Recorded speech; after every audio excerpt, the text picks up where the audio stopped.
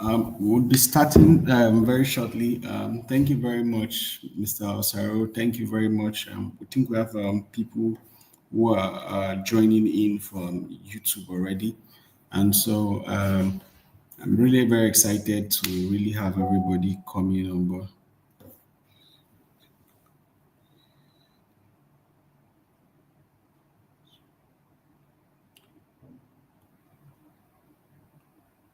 Sorry.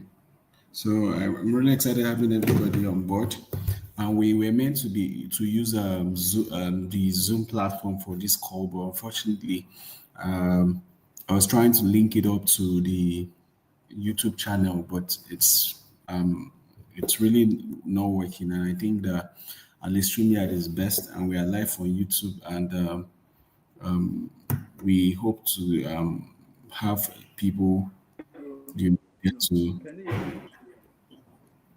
be part of the stream.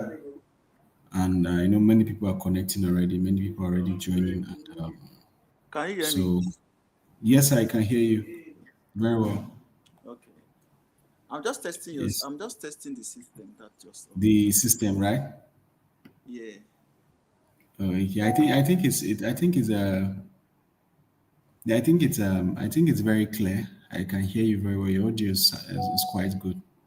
Okay, because I'm using Safari web browser. Yeah, yeah, it's really working. I can hear you, and I think I can see you too as well. Okay. So that means I can use the link tomorrow now. Yeah, you can use it. Yeah, but your session, I sent you this thing. You have a session today too as well. Yeah, you sent me.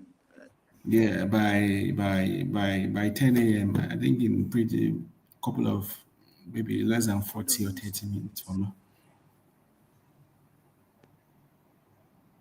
I thought okay. I Right. thought the date is 6 and Yeah, it's Fridays. The I think the updated flyer. We noticed that the first flyer we were using, like there was kind of a bit of you didn't mistake. send me the So like this the my section is 10 to 11. I didn't see the date on it. That's why I thought it was 6 and 7. But I'm fine though. yes, it's fifth and sixth. Let me send you. Oh shit! I thought I sent the updated flyer. You did not. Oh my goodness! I That means that was an oversight. I'm so sorry. You know, I thought I did. That's why I thought I sent the whole thing. The whole thing. I don't know if you were prepared. I just forwarded it now. I thought I did though. I would have I would have missed it, abi? Really, my goodness. I'm so sorry, It says sir. fifth and sixth. Yes, Well, my own date was showing sixth and sixth and seven. Yeah, seven. that was the earlier flyer. I think the guy made mistake before my team. We noticed then the updated one was now recirculated. I thought I did share. Okay, now what will happen now is that I would charge my phone. Yeah, Um, I'm not here with my earpiece though, so I'll just yeah, manage it the way it is. yeah, I'll charge my phone now. yeah. By 10. 10 on the dot, I'll come online. Then All right, very well. Thank you very much. research the topic too. I'm so Because you sorry. already sent me the topic now. I didn't even need to go through the topic. I just looked at the topic. How to manage without managing, without involving yourself inside that same thing often. It's Yeah, called yeah, like delegating. yeah, yeah, definitely. So I understand as an entrepreneur, I definitely understand that. So I Okay. just took some research from it and I understand how to pass it through. Because working Yes, on sir. if you as an entrepreneur, if you start doing everything, that means you are not an entrepreneur. You are working for your job now. And when you start working for your job, it's difficult for you to upgrade. It will even burn out, even to generate idea. And Bible says two shall chase 10,000. So delegating makes things even much, Definitely. much far better to achieve. So definitely, I'm Yeah, going to try. It's a 1 hour. My lecture is 1 hour, right? yeah, 1 hour, I think. One full hour. Yeah. So no, you can speak for less, but at least people No, can I'm not ask talking questions. about. I can talk for quite more than that now, so I'm just Okay. one for hour. Okay. Yeah. Because we want really you to be able to take the time to, Yeah, give us all the definitely now whole because it's value. a long knowledge transfer now. And Yeah. most of these upcoming guys, they don't know all these things. They think they want to do Yeah. this, they want to do that, they want to do that. But at the end, you do nothing because Yes, your sir. energy is limited, your skills are limited, your enthusiasm are limited, your connections are limited, your experience are limited. But the Yeah. thing is that at first, you have to do everything yourself Mm-hmm. because at first, you might not get the capital, you might not have the pedigree to attract knowledge and talent. So there's a Definitely. whole lot. Yeah. But after some stage, you have to start firing yourself in certain areas. The first area you should fire yourself is marketing. Yeah. So don't worry, let me charge my phone. It's 21% so that I will be on the line for quite some time. All right. All right. No problem. Okay, thank you very much.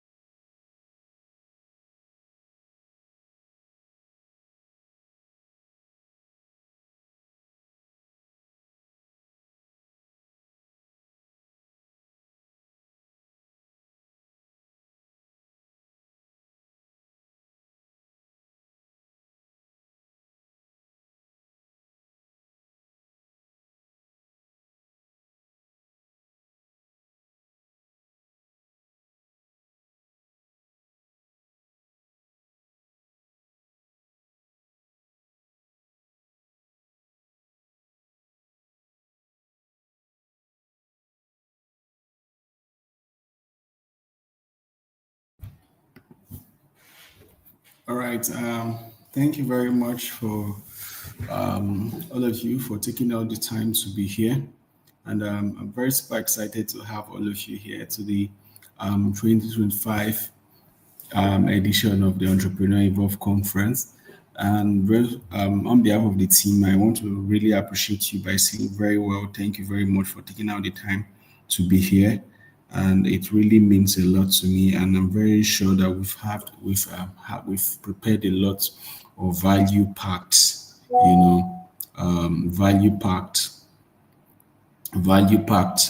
session that really I know very sure that it's really going to be a lot of value for all of us here and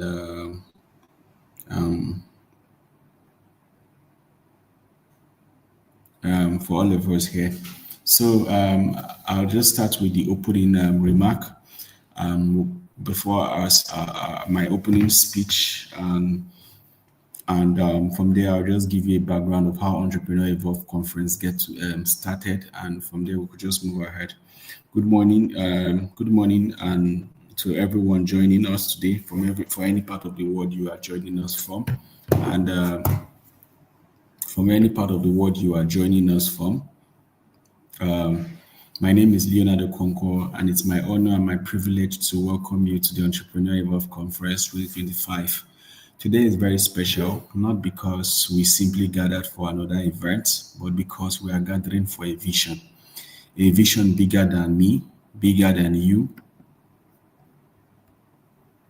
bigger than you, bigger than you, and bigger than any single business represented here today. This is a vision for Africa, where entrepreneurs don't just survive, but they scale, they compete, and they thrive in the global stage. A few months ago, I was really speaking to some young entrepreneur who said something that stayed with me. What she said was, she told me, Leonard, I don't want to leave Africa to succeed. I wanted to succeed and I want to still stay in Africa. This statement holds both hope and heartbreak. Hope because they are a generation that believes in Africa, and heartbreak because there are still many barriers making this dream feel impossible. But here's the truth: Africa is not short of talent, Africa is not short of creativity, Africa is not short of potential. What we lack are the structures, the systems, the framework, and global standard strategies that turns talent into global enterprise. And this is why we are here today. Um, there comes a time in every generation where something shifts, a moment where mindset are being changed, a moment where new possibilities are born. And this conference is designed to be that moment for me and for you. Many entrepreneurs operate like a man who spent his entire life trying to push a car with his bare hands, but knowing that the keys are already in his pocket. We want to hand you those keys today. This key called clarity, the key called structure, the key called system, and the key called global competitiveness. Because a business without system cannot scale, a business without structure cannot expand, a business without the right mindset cannot evolve. The theme for this year conference is building businesses that scales beyond border. And we didn't just choose these themes casually. It was chosen because Africa is approaching a moment where the world is watching our next move. And as an entrepreneur, you stand at the front line of this shift. Think about this. The next marketplace is no longer just your city. It is Africa, it is diaspora, and it is the world. The next customer may never meet you physically. They may find you online from a different continent. The next opportunity will not ask for your location, it will ask for your value. So today, SWORD does not reward the biggest business, it rewards the most scalable one. And scalability is not by chance, it is by strategy. I often usually would compare entrepreneur to building a house, entrepreneurship to building a house. Some people build with sand, the smallest storm wipes it away. Some built with wood, a little heart burn, it is down. But some build with stone, structured, measured, and calculated. Those are the builders who create structure that stands for generation. Today, my goal and the goal of this conference is to help you build with stone, to build something that can scale in Lagos, stand in Nairobi, stand in Johannesburg, and stand in London, Dubai, New York, and anywhere your vision takes you to. And you will hear from men and women who have built, scaled, and failed, risen, expanded, and thrived. They will share not just their success, but their systems, not just their strategy, but they will also share their story, not just their advice, but they are also going to share their blueprint. These sessions are not lectures, they are tools, they are maps, they are touches for your entrepreneurial journey. And I encourage you should take note, ask questions, stay very engaged, and treat today with the seriousness of someone preparing for global impact. My final thought before we begin, Africa is really rising, but it will rise through hands of entrepreneurs, through businesses that create jobs, attract investment, empower communities, and bring solution through people like you. So today I want you to make a decision that you will no longer build small, that you will no longer think only in survival mode, that you will no longer limit yourself to the borders around you, because borders were designed for map, not for your minds. And with the spirit, it's my honor to officially declare the Entrepreneur Above Conference 2025 open. Let's do well to grow, let's build, and let's scale beyond borders. Thank you very much. And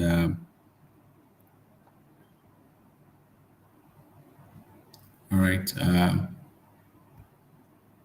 All right. Thank you very much. And with no further ado, I'd just like to give you a little background story of how Entrepreneur Evolve Conference started.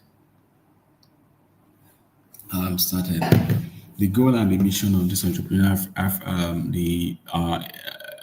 Entrepreneur Evolve Conference is an arm under young entrepreneurs. And the mission and the mandate is to be able to empower African entrepreneurs with the skill sets, the mindset they need to be able to build successful business and scale successful business beyond Africa and take their businesses and their ideas and their values to the rest of the world. So that is why we created the Entrepreneur Evolve conference as a platforms to be able to empower African entrepreneurs to be able to see potential in themselves, to be able to grow, to be able to scale, and to be able to, break those boundaries. So today it's the third edition. We've been having this conference since 2023, since 2024. And this year 2025 is the third edition, and every year it just keeps getting better, it just keeps getting very amazing, and I'm super proud to see how far we've been able to come. And so know that we are here to be able to empower, to be able to build, and do well to connect with us by connecting with us on our WhatsApp channel, where we share valuable informations that literally can help you to be able to grow and to be able to succeed. So our next speaker will be coming on by 10 p.m. But before then, that 10 p.m., we do have a culture because we're trying to build globals. And so Entrepreneur Evolve Conference, especially the virtual audition, it's also an opportunity to be able to share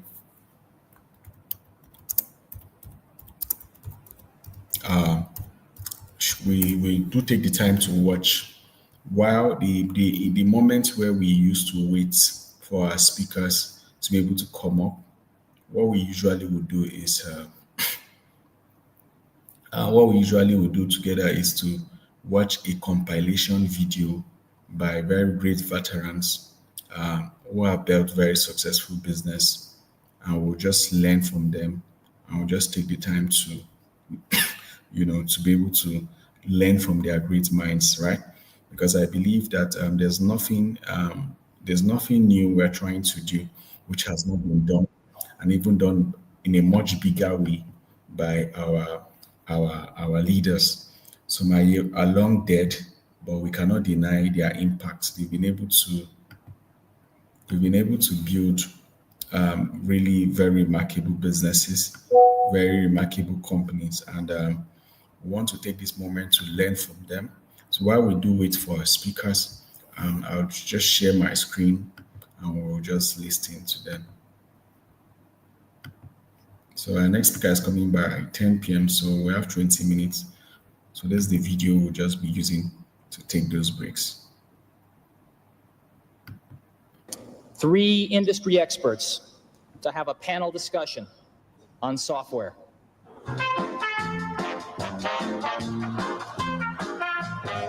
And now, ladies and gentlemen, the Macintosh software dating game.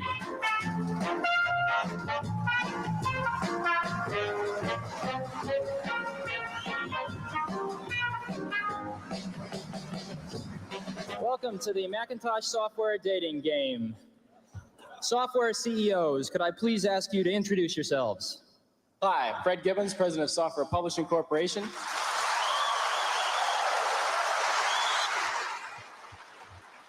Hi, I'm Mitch Kapor, President of Lotus. We do a product called 123. My name is Bill Gates. I'm chairman of Microsoft. And during 1984, Microsoft expects to get half of its revenues from Macintosh software.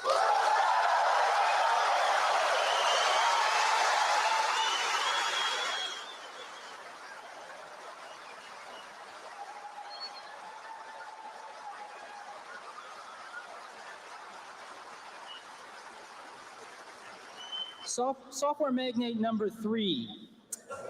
When was your first date with Macintosh?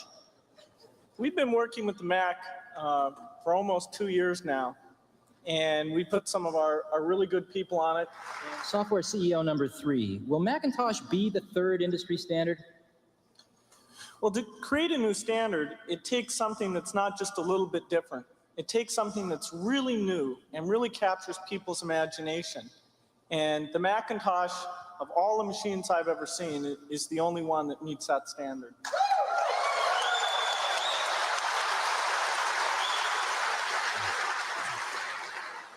Software CEO number 3. Describe your ideal relationship with Apple. Well, we'll be selling our software independently. So the key thing is that Apple gets a lot of consistent standard machines out there quickly. Well, sorry, Steve, time's up. We'd like to give Steve a few moments to decide today's winner.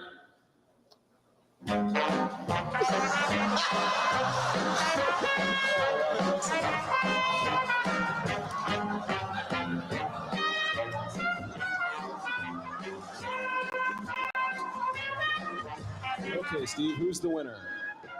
Apple's are red, IBM's blue. If Mac's going to be the 3rd milestone, I need all of you.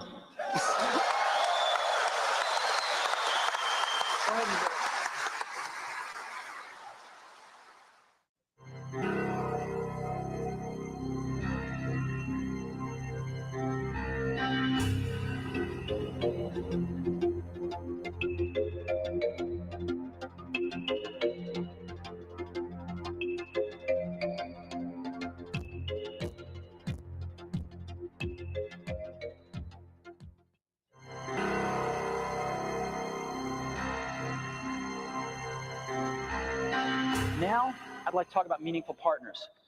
Apple lives in an ecosystem, and it needs help from other partners. It needs to help other partners. And relationships that are destructive don't help anybody in this industry as it is today. So during the last several weeks, we have looked at some of the relationships, and one has stood out as a relationship that hasn't been going so well, but had the potential, I think, to be great for both companies. The discussions actually began because there was some patent disputes. And rather than, I know, rather than repeating history, I'm extremely proud of both companies that they have resolved these differences in a very, very professional way. And I happen to have a special guest with me today via satellite downlink. And if we could get him up on the stage right now.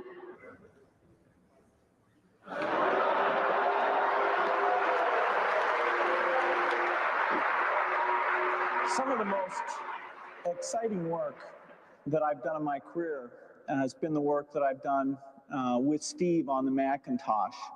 Whether it's the first introduction or doing products like Mac Excel, these have been major milestones.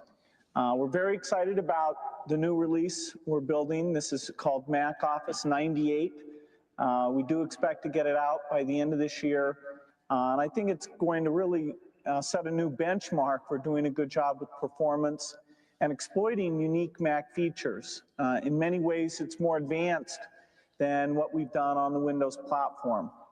We're also excited about Internet Explorer, and we've got a very dedicated team that's down in California that works on that product.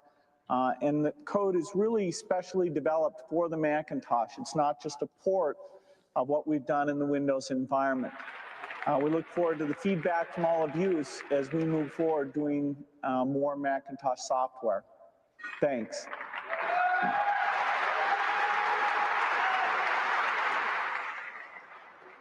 The era of setting this up as a competition between Apple and Microsoft is over as far as I'm concerned.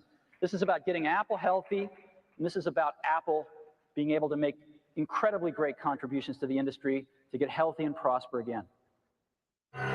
So thank you all for coming. I look forward to hearing the grilling in the chair tonight and in the days to follow.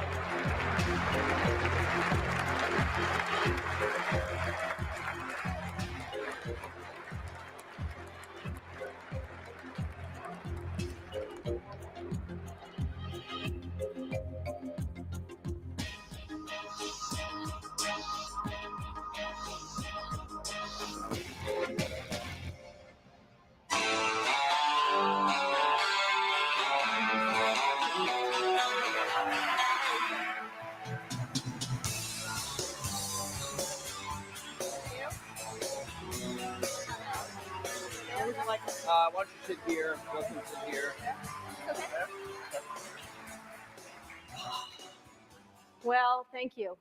Before we get started, I think there were some pioneers. Of course, we have the pioneers here on stage, but there were some other really important pioneers in the video we just saw, and a couple of them are here in the audience. So, Mitch Kapor, who is a regular at D, could you just stand up and wherever you are, there he is.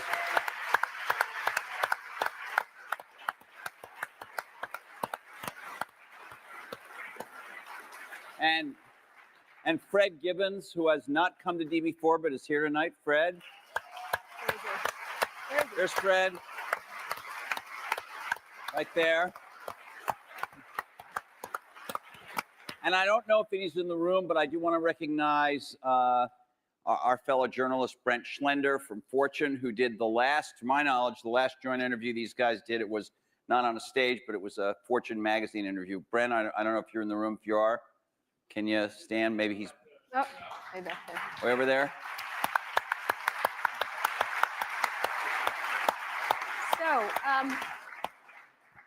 So let's get started. I wanted to ask, there's been a lot of like mano a mano catfight kind of thing in a lot of the blogs and the press and stuff like that. And we wanted to, the first question I kind of was interested in asking is what you think each has contributed to the computer and technology industry, starting with you, Steve, for Bill, and vice versa. Well, Bill built the first software company in the industry. And I think he built the first software company before anybody really in our industry knew what a software company was, except for these guys. And that was huge. That was really huge. And the business model that they ended up pursuing turned out to be the one that worked really well, for the industry. Mm-hmm. So I think, but the biggest thing was Bill was really focused on software before almost anybody else had a clue that it was really the software. That's what I see. I mean, a lot of other things you could say, but that's the high order bit. And I think building a company is really hard, and it requires your greatest persuasive abilities to hire the best people you can and keep them at your company and keep them working, doing the best work of their lives, hopefully. And Bill's been able to stay with it for all these years. So, Bill, how about the contribution of Steve and Apple? Well, first I want to clarify, I'm not fake Steve Jobs.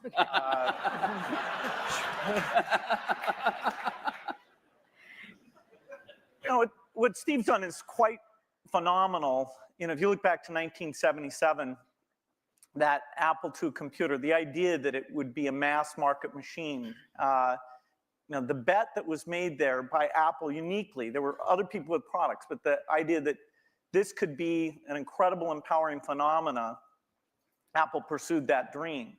Then one of the most fun things we did was the Macintosh, and that was so risky. People may not remember that Apple really bet the company. Lisa hadn't done that well, and some people were saying, okay, that general approach wasn't good. But the team that Steve built, even within the company, to pursue that, even some days it felt a little ahead of its time. I don't remember that Twiggy disk drive. 128K. Yeah. The Twiggy disk drive, yes. Steve gave a speech once, which is one of my favorites, where he talked about, in a certain sense, we build the products that we want to use ourselves. So he's really pursued that with incredible taste and elegance that has had a huge impact on the industry. And his ability to always come around and figure out where that next bet should be has been phenomenal. Apple literally was failing when Steve went back and reinfused the innovation and risk-taking that have been phenomenal. So the industry's benefited immensely from his work. We've both been lucky to be part of it, but I'd say he's contributed as much as anyone. Well, we've also both been incredibly lucky to have had great partners that we started the companies with, and we've attracted great people. I mean, so everything that's been done at Microsoft and at Apple has been done by just remarkable people, none of which are sitting up here, today. Well, not us. Well, you're sort of the not us. And you're in a way you're the stand-ins for all those other people. In a way, we are. In a very tangible way. So Bill mentioned the Apple II in 1977 and 30 years ago, and there were a couple of other computers with which were aimed at the idea that average people might be able to use them. And looking back on it, a really average person might not have been able to use them by today's standards, but it certainly broadened the base of who could use computers. I actually looked at an Apple ad from 1978. It was a print ad that shows you how ancient it was, and it said thousands of people have discovered the Apple computer. Thousands of people. And it also said, you don't want to buy one of these computers where you put a cartridge in. I think that was a reference to one of the Atari or something. I don't know. You want a computer you can write your own programs on. And so the world, and obviously people we had some very strange ads back then. We had one where it was in a kitchen, and there was a woman that looked like the wife, and she was typing in recipes on the computer with the husband looking on approvingly in the back. Yeah. Stuff like that. Yeah, how did that work for you? I don't think well. So, but just think back to, I know that you started Microsoft prior to 1977. I think Apple started the year before in 76. Microsoft in 74 was when we started writing 75. The basic. And then we did shipped the basic in 75. Okay. Most people, some people here, but I don't think most people know that there was actually some Microsoft software in that Apple II computer. Do you want to talk about what happened there, how that occurred? Yeah, there'd been the Altair and a few other companies, actually about 24 that had done various machines, but the 77 group included the PET, TRS-80, Commodore. and the Commodore PET, TRS-80, and the Apple II. The original Apple II Basic, the integer Basic, we had nothing to do with, but then there was a floating point one where, and I mostly worked with Woz on that. Let me tell this story. So Woz, my partner, we started out with this guy named Steve Wozniak, brilliant guy. He writes this basic that is like the best basic on the planet. It does stuff that no other basic's ever done. You don't have to run it to find your error messages. It finds them when you type it in and stuff. It's perfect in every way, except for one thing, which is it's just fixed point, right? It's not floating point. And so we're getting a lot of input that people want this BASIC to be floating point. And like we're begging Woz, please make this floating point. Who's we? How many people are in Apple? Well, me. Yeah. We're begging Woz to make this floating point.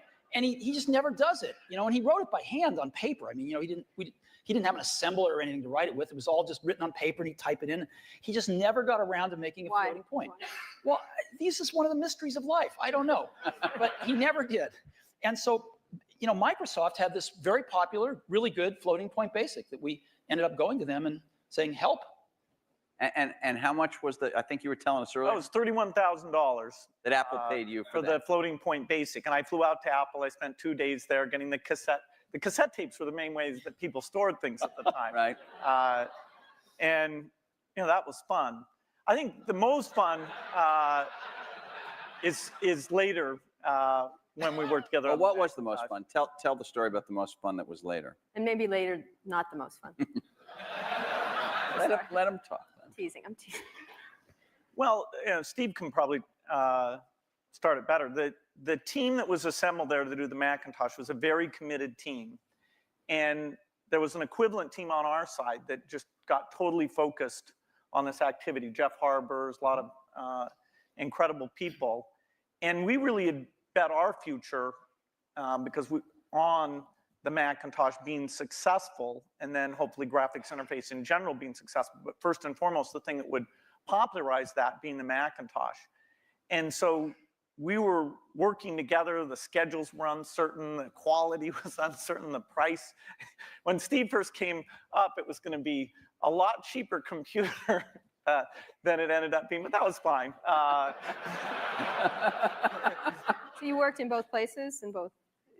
Well, we were in Seattle, and we fly down there. But Microsoft, if I remember correctly, from what I read, wasn't Microsoft one of the few companies that were allowed to even have a prototype of the Mac at the time? Well, what's interesting, what's hard to remember now is that Microsoft wasn't in the applications business then. They took a big bet on the Mac because this is how they got into the apps business. I mean, Lotus dominated the apps business on the PC back then.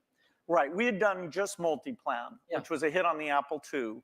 And then Mitch did an incredible job betting on the IBM PC, and 123 came in and, you know, ruled that part of the business. So the question was, what was the next paradigm shift that would allow for an entry? WordPerfect, we had Word, but WordPerfect was by far the strongest in word processing, DBase, and database. And Word was that was a kind of a DOS text. All of these products I'm saying were DOS-based products, because Windows wasn't in the picture at the time. Right. That's more in the early 90s that we get to that. And so we made this bet that the paradigm shift would be graphics interface, and in particular that the Macintosh would make that happen with 128K of memory, 22K of which was for the screen buffer, 14K was for the operating system. So it was 14K. Yeah. 14K. Yeah. The original Mac operating system was 14K.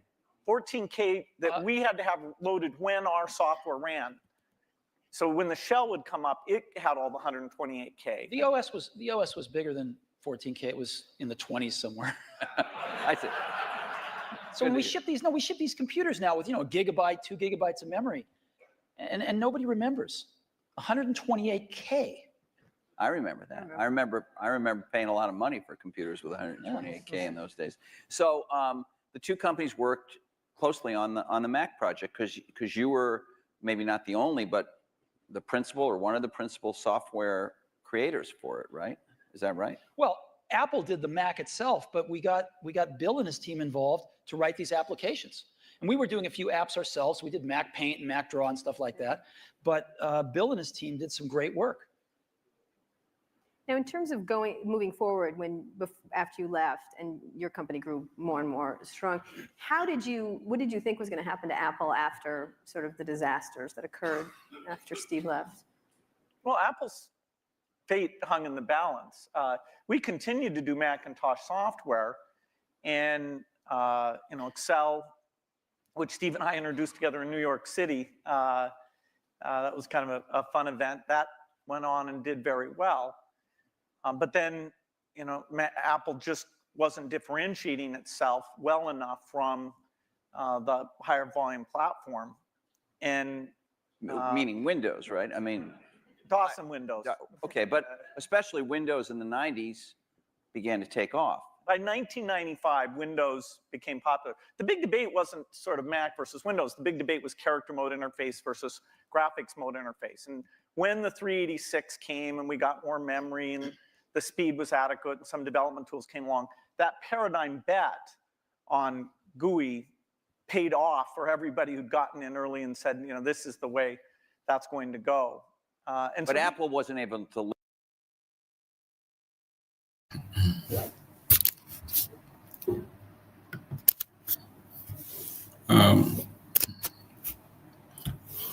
All right. So welcome. So this is the way we go for breaks. So this is going to be like a long session. So from time to time we'll go on break. And as I said earlier, that is one of the culture we have in during this time of this conference is to use our breaks to listen to veterans in business who've been able to achieve phenomenal, extraordinary feat in business. And so to just learn from them. So this is Steve Jobs and Bill Gates. These are great entrepreneurs and innovators. They've been behind companies like Apple. Steve Jobs was the founder of Apple. Bill Gates is the founder of Microsoft. And so this is an interview they had many years ago. And so how most of the things they are sharing still holds true even in today's world. And so I feel there's a lot of things to learn from them.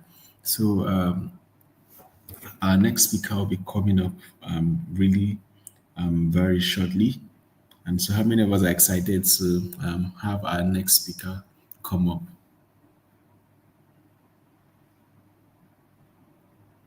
How many of us? All right, so okay, I see all of us are excited. All right, so all right, so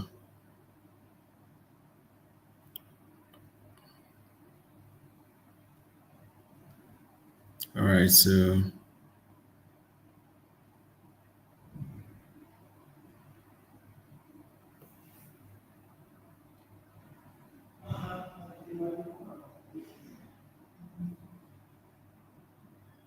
all right, our next speaker is Mr. Osoro Odosmuan, and he's the CEO at Smart Routing System, technology evangelist, and a visionary entrepreneur. He is enhancing student security, streamlining school operation, and empowering parents through technology. His vision is to empower Africans to become a beacon of economic excellence and conveying technology and security. In his interview with Alaba Ayinoluwa of Business Africa Online, Osoro shared his entrepreneurial journey in technology and how he's addressing identification verification challenge as the citadel of learning. So Mr. Osoro is a very amazing entrepreneur, very successful, and he's been able to build companies. And today we'll be having him share some of the insights, some of the things he's learned.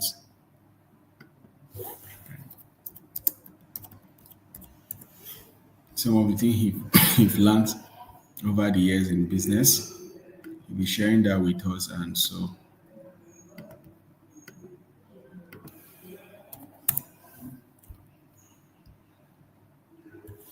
he'll be joining shortly.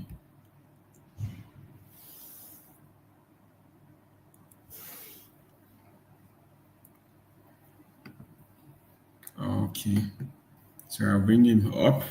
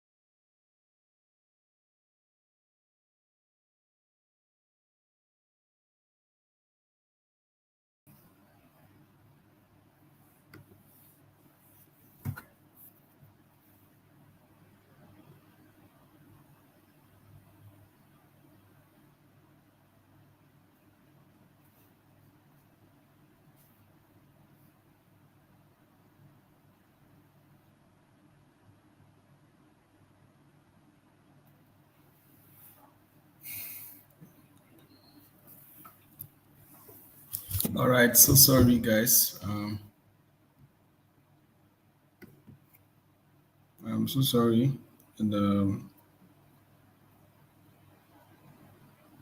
we had some glitch, so but it's sorted now.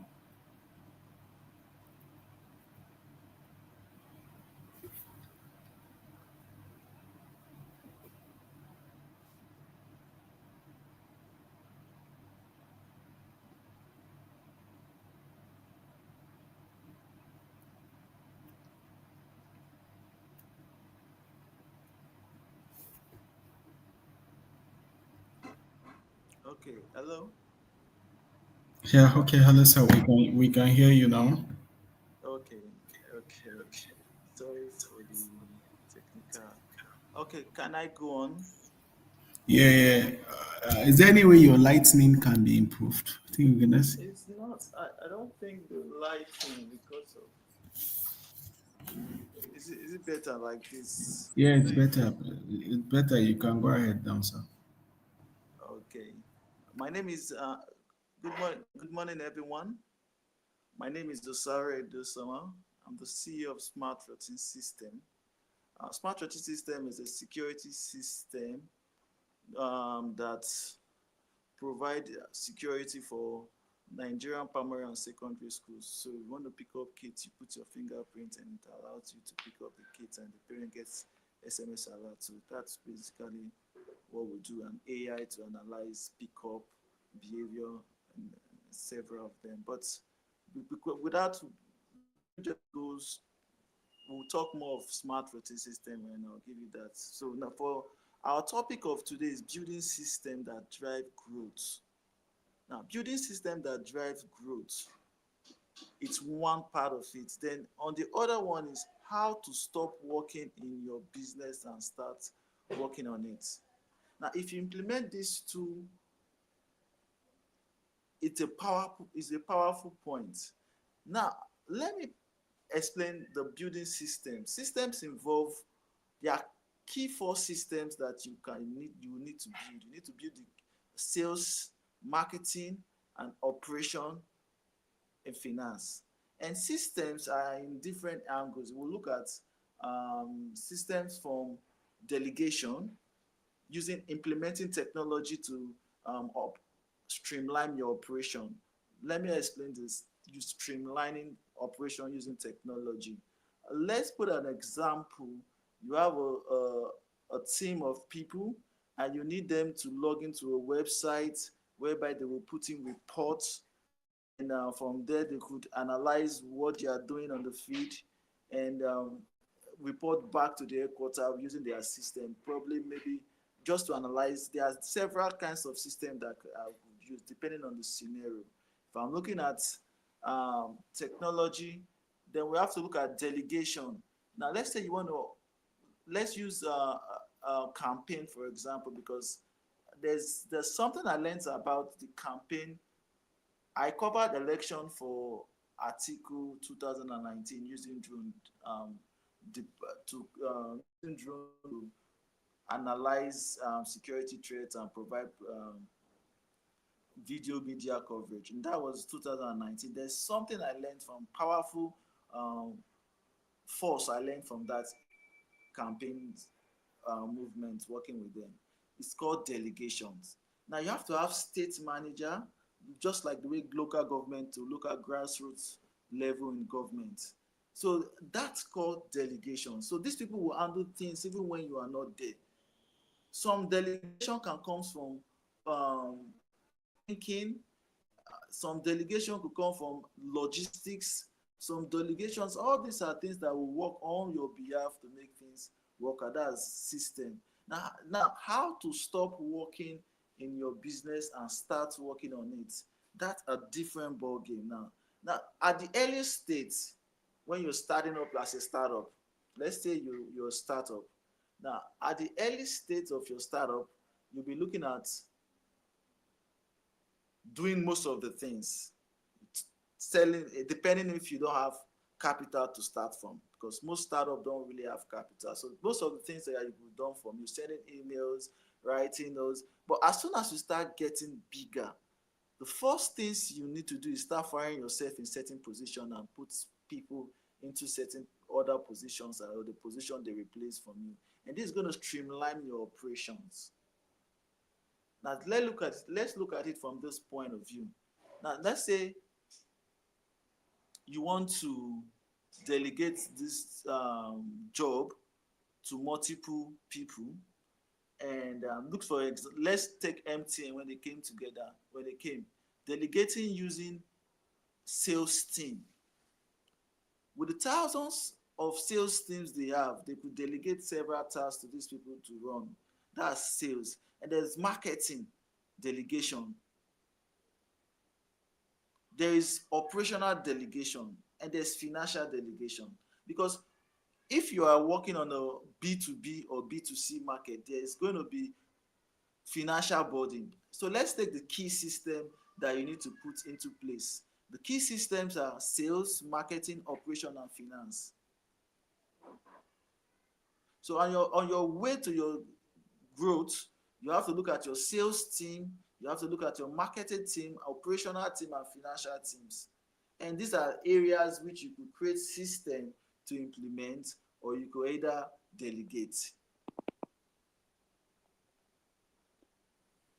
There's a whole lot of things that you could achieve. And I'm here to make sure that I break down these factors to you guys. Okay, let me go to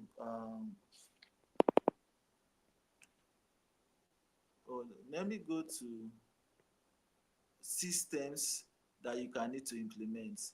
You need to identify key repetitive tasks and automate or delegate them. Create SPO to ensure consistent and efficient. Implement technology streamline focus. Focus on high leverage activities that drive growth and revenue.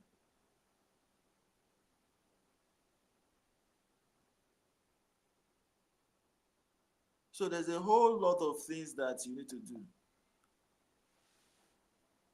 Business, running a startup, it's a ball game that has to apply several rules, tactics, and these are where system comes in place.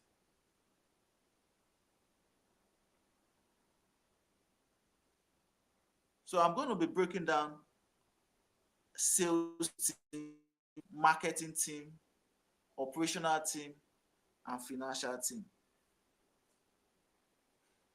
Now let's go for sales team, because the sales team is the first team that you have to work. In sales team, we have to look at building systems that drive growth, number one. In sales team, we have to look at how to stop working in your business and start working on it. So we'll break down, after sales team, we'll go to marketing team, we'll break down the two functions, we'll go to operational team, and we'll go to financial team. Now, building systems that work. System is not just technology. System can be, now we're on sales team. Building system is not just technology. System can be, okay, like when we started smart routine system, we said, okay, let's get regional management. Let's get states, and let's get HRM team that we are going to partner with that will give us state level operations. These are systems on sales.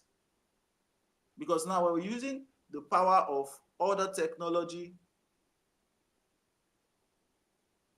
or other people's efforts, like the HRM partnership, and we are driving sales.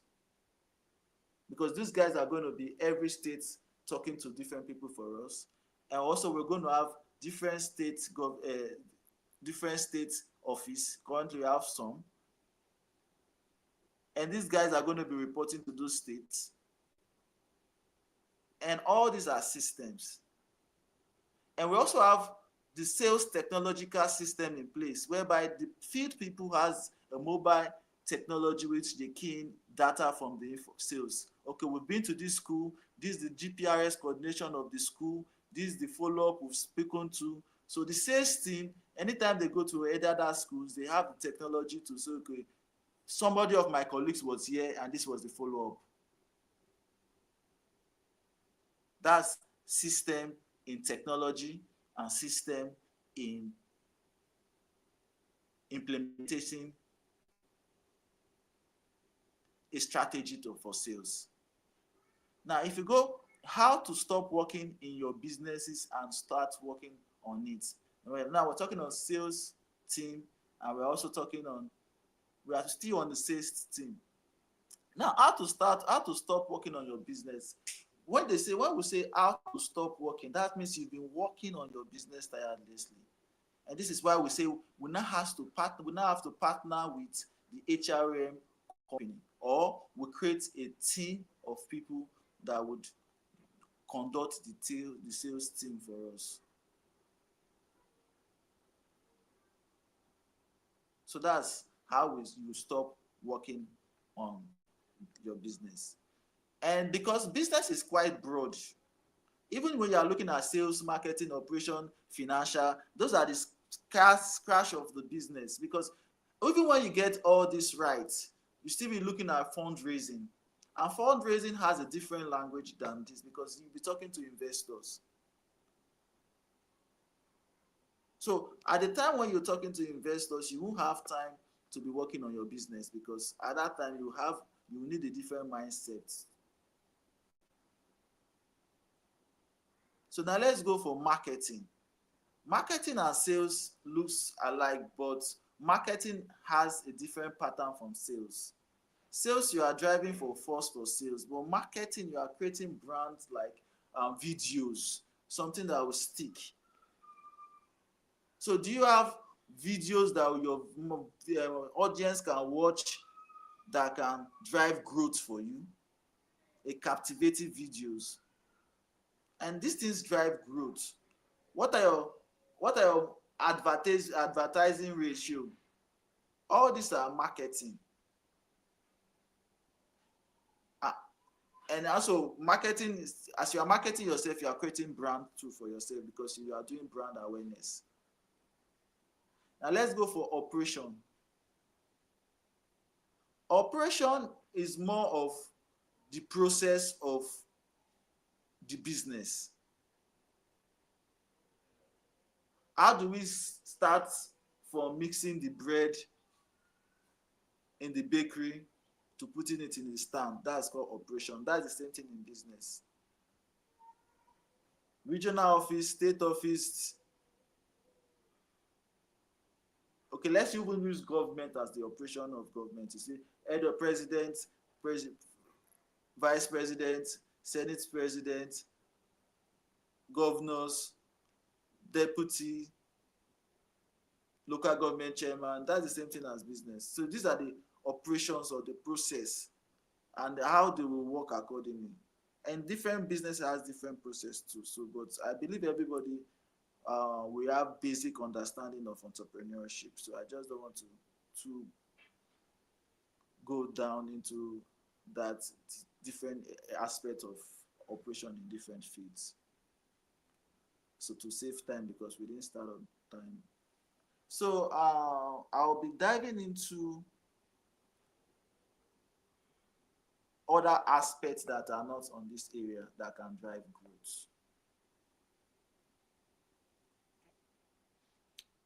growth. Growth in business. And you want to look for, in business, there are two kinds of business. There's startup and there's SME.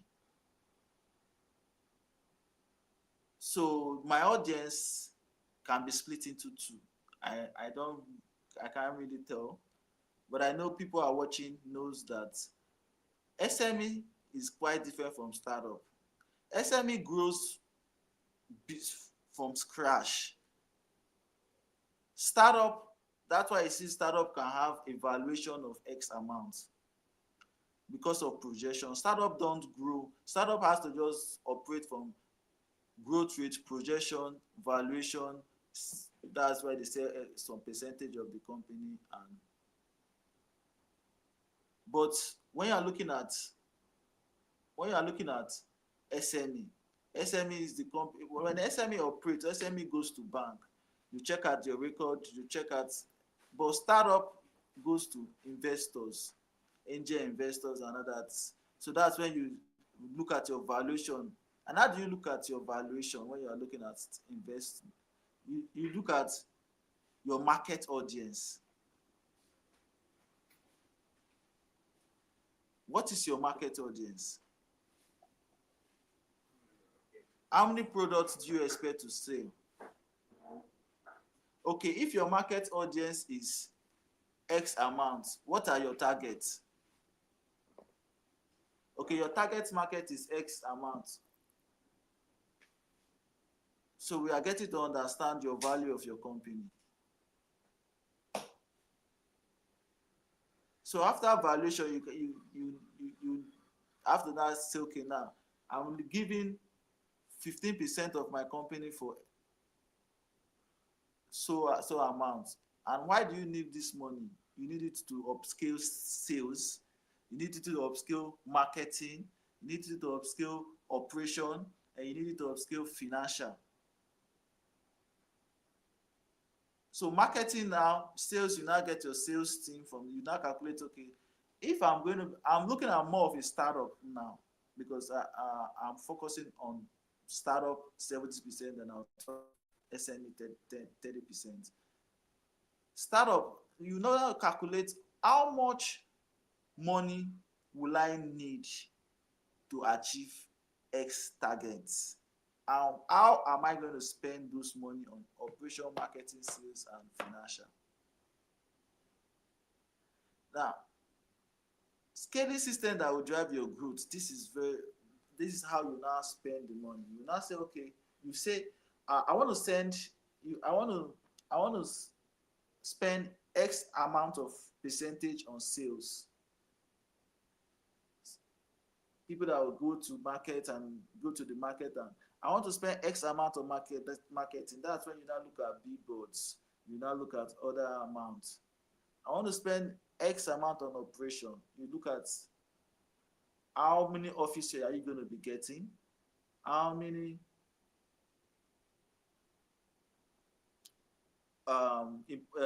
devices or hardware you'll be needing to streamline your operation, to make your system work. Then financial, how are you going to collect revenue, document revenue, and make the revenue transparent, salary payments, all those, everything that comes around financial. Now let's look at the new value, the new raised by I think what's this, Child Deck. Child Deck raised about $9 million October. I don't know the percentage of equity they gave out, but one thing I understood is Child Deck will use these funds to upscale, to build system that will drive growth. I mean, to increase their sales, marketing, operation, and financial. It means that they are entering more states. They are spending more money on marketing, spending money on partnership, so those are the reasons why they need. You see a startup say, I'm raising $2 million for 5%, 10%, 15%, and you think the money is $2 million is actually big, but it's big. But startup don't work like SME. Startup, first of all, test the system with demonstration, because it's called MVP. MVP stands for minimum viable products. Minimum viable products means that this is my product and this is how it works, and this is the real world customer and that use the business. So immediately you have your MVP, you start scaling, start building the system that will drive your growth. And to drive growth, definitely you need finance. And that's where angel investor comes in. That's when VC comes in. So you need to get yourself involved with a VC. As soon as you get yourself involved with a VC, in Lagos we have TVC Labs, which I was top 2024 top 10 founder in TVC Labs. That's Lagos Angel Network. And we also have African Business Angel Network too. And we also have Faster Capital, which I'm a member with. We also have Y Combinators. There's so much. If you're on LinkedIn, you go around searching out for investors. There's so much investors if you have good products and good MVP. When you have your MVP, and there's in entrepreneurship, there's something called traction. When you hear traction means, okay, if you're an entrepreneur, okay, what's your traction? Traction means the user you have. Let's say it's an e-commerce website or platform or banking platform, any platform. What's your users? How much do they spend on your site or your platform? What's their lifetime value versus customer cost of acquisition? When I say lifetime value versus customer cost of acquisition, lifetime value is, okay, this customer is going to be with us for 5-10 years. Okay, 5 years. Cost of customer acquisition, how much does it cost you to acquire one customer?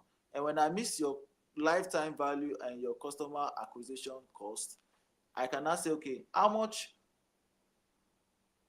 will I get back if I invest $1 in your company in 5 years? That's how to calculate it. Because you've already target your target market and we already know your audience in the market. Because every market has a potential, a market valuation. So as soon as that you found your angel investor, you create your pitch deck. Pitch deck involve the details of your company, the board members, how you plan to scale your business, your traction, your valuation, how much you want to give out for what amount. And there's a whole lot of process that is in pitch deck. And then this is very important because now I'm also going to be talking about business plan, investors' comments. And as soon as you get the investment, that's when you start building the system that will drive your growth. What's your marketing, what's your sales plan, what's your marketing plan, and what's your operational plan, and what's your financial plan. And most after you've gotten to another line, that is now say seed, raising seed capital is the first one. There's Series A, Series B, Series C, sometimes before you IPO. IPO is when you are selling your startup in Nigerian Stock Exchange, or you are exiting. Exiting means when another people are buying you out, like WhatsApp, the way they've sold WhatsApp in the early time. So I'm also going to break down how to get yourself investment ready, but that just a small touch, because before you could achieve finance to build a system that drive growth, because to build a system that drive growth for a startup is a bit expensive, because marketing is not cheap. If you are driving YouTube adverts, if you are doing sales, you need to even when you are doing it yourself, you will not be able to ascertain high margin. And that is why startup, you have to differentiate what you are. Are you a startup or you are a SME? Because if you are an SME, growing will be easy. But when you're a startup, as soon as you have your MVP, your traction, you have to look for capital because it's capital intensive. It's a whole capital intensive operation.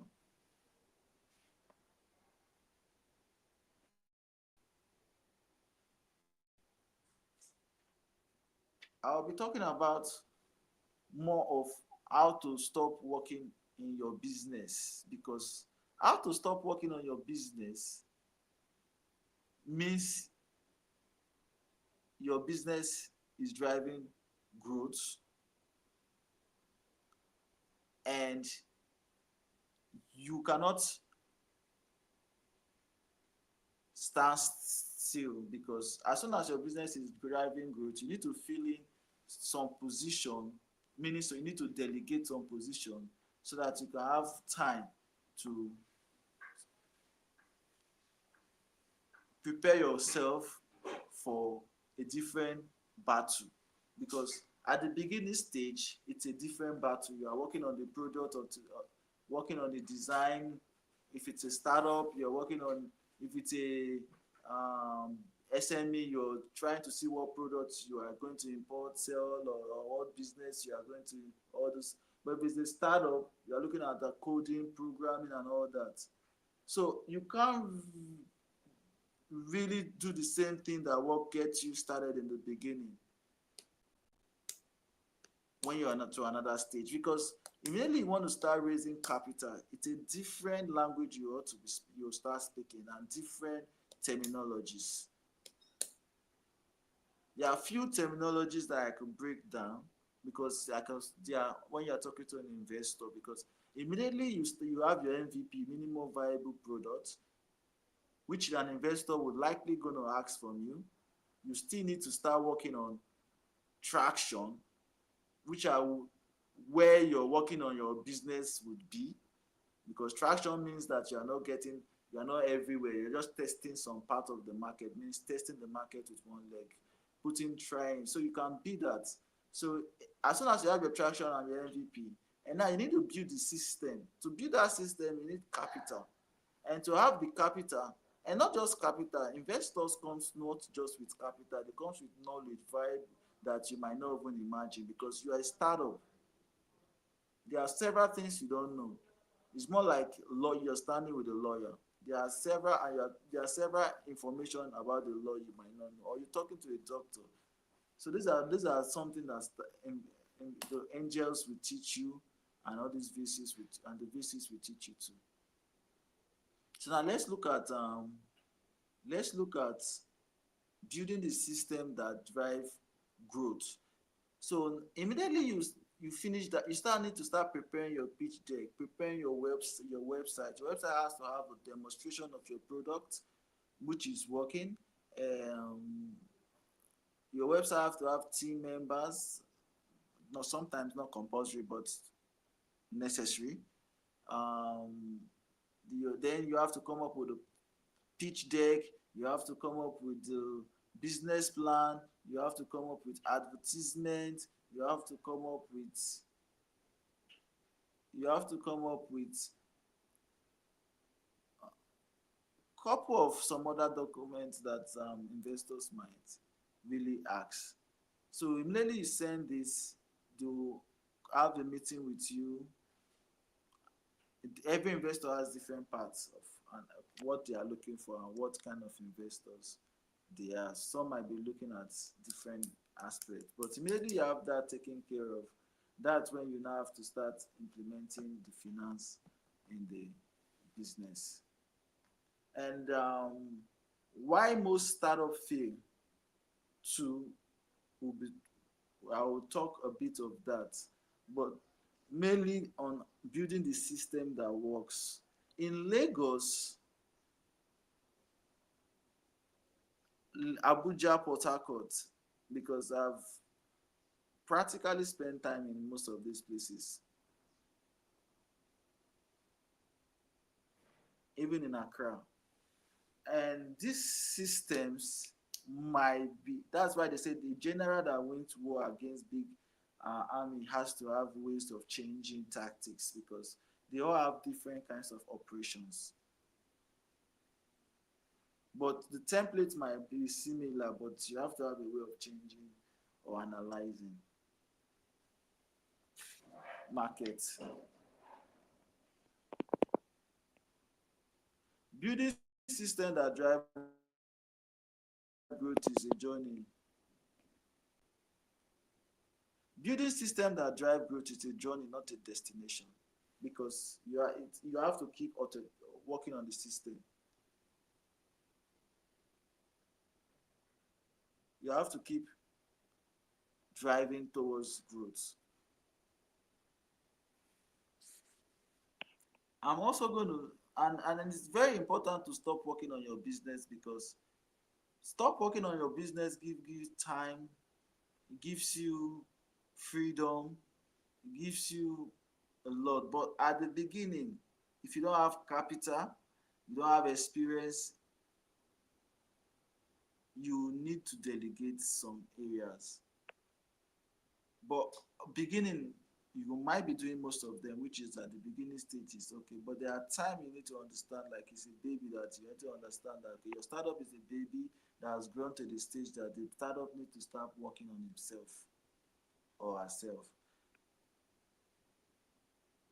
So that's when you need to start working on several other areas, because entrepreneurship is a very big journey that has several battles in different front lines.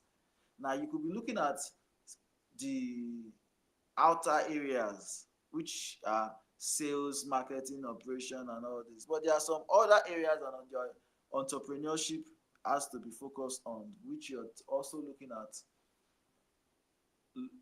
legal, you're looking at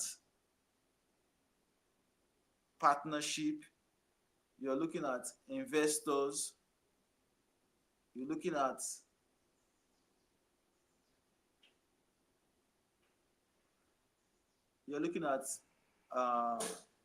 the team that you're also going to be using.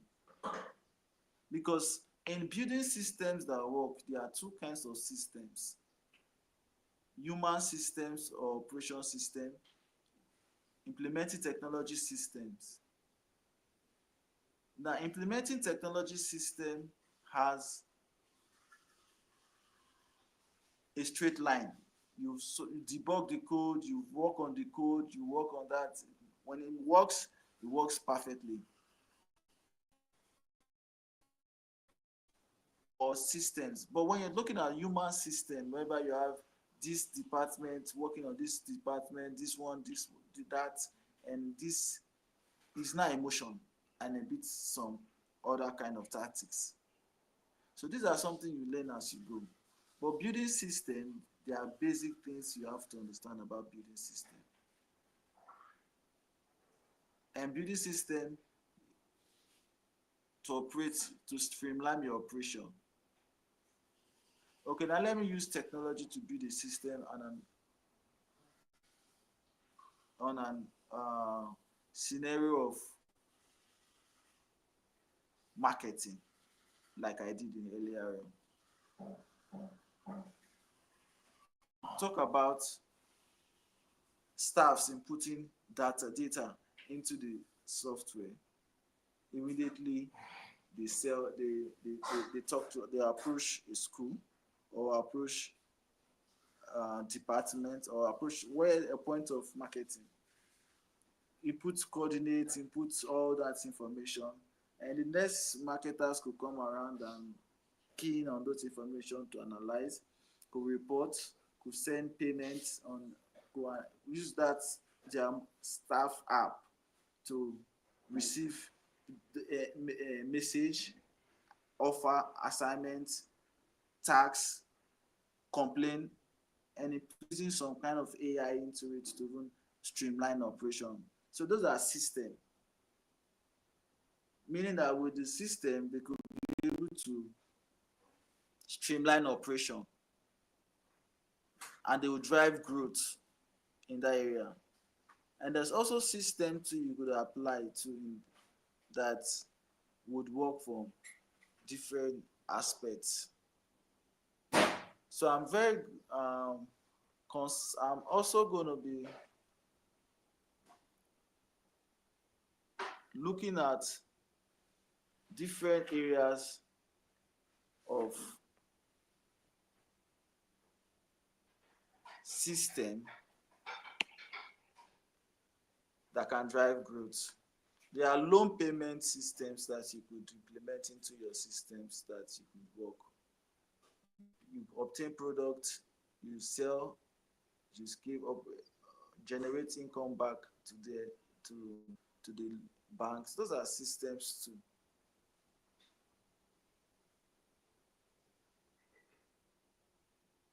So there are different areas of systems that you could work on. So I would want to look at different areas that we could touch about. There are operations that can streamline your growth. Two, there are sales teams too that you could partner with that could streamline your growth.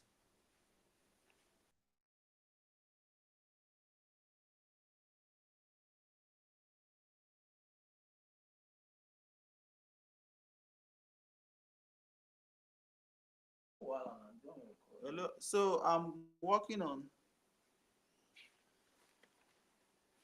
um, I'm working on a system that also streamline our operation for our teams using technology. I'm also creating different state sales team using HRM partnership. Those are systems that will drive growth. And I'm using that as a case study to explain. There are different areas that could analyze, but I'm just touching on the key important one. That's why I'm rephrasing so that you would not forget the basic key elements of systems, which are sales, marketing, operation, and finance. Because these are the systems that will first of all drive income. Because when you are making sales, that is the lifeblood of a business. Most business die because the sales, marketing, operation, and finance is not really working well. It's like football. When you have the 4-4-2 information, your sales, marketing, operation, and finance are the ones that are going to create more goals for you. And when you don't have goal, you don't have wins. You are not winning the match. So these are your sales.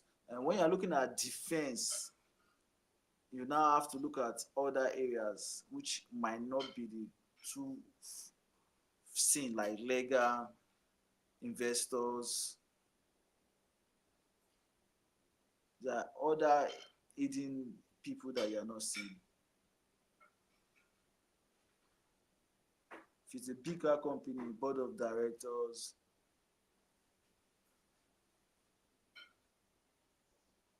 so the basic is this sales, marketing, operation, and finance. If you can get the basic phase, this set working, then you can now say, okay, let me raise capital. So to raise capital is not really difficult, but the process might be, if you don't have knowledge of the basic things that you might need on board. You need to understand what is CAC, cost of customer acquisition. How much does it cost you to acquire a customer? You need to understand several things. You need to understand MVP, like I said, minimum viable products, because you need a minimum a product to say, okay, I've done this product, it is working, I've served 10 people, I've served 20 people, and I'm looking for so X amount of money so that I can get to 5,000 users. And this is at the amount I spend to get one user. And this is the lifetime value I'm expecting for this user. And this is the amount you're spending before in the time of 5 years to get X amount of money in return.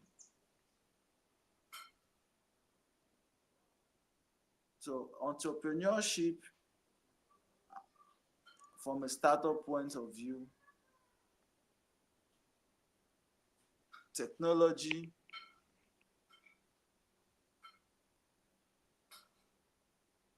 too, is in place, but there's a lot of other operations that, okay. Let's break down the one I used before, Child Deck.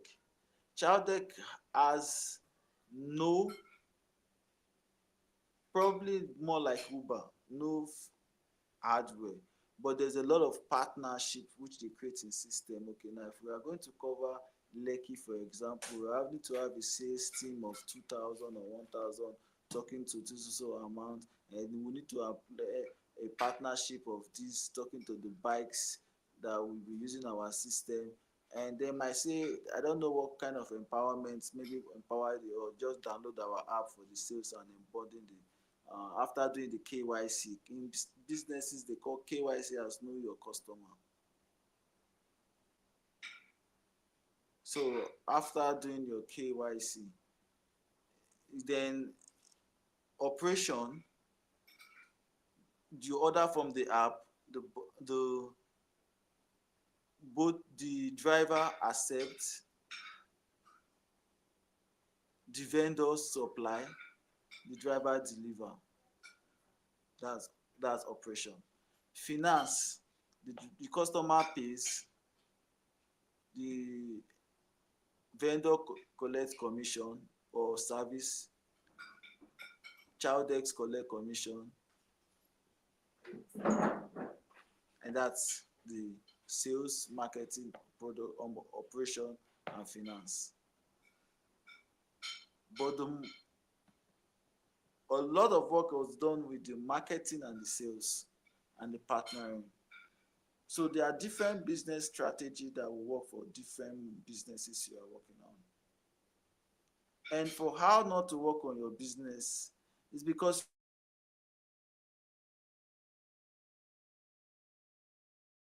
to be the marketing person, you're also trying to be the operational person, you're also trying to be the financial person.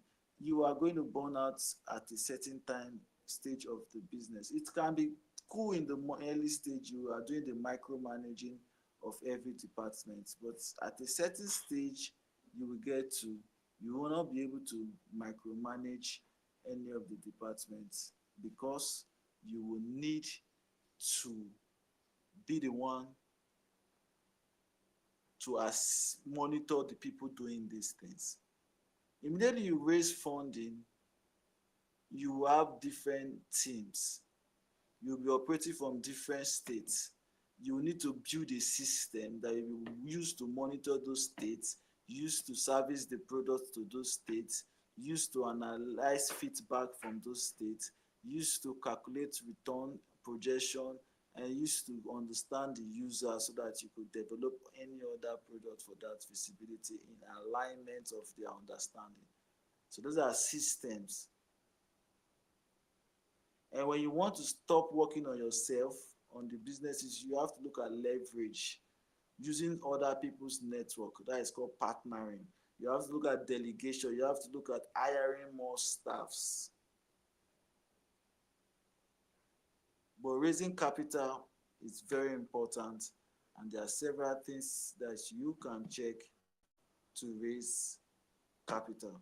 So I would want you guys to take some notes. We have 3 minutes more, and these 3 minutes more, know that the key systems that you have to be looking at is sales, marketing, operation, and finance.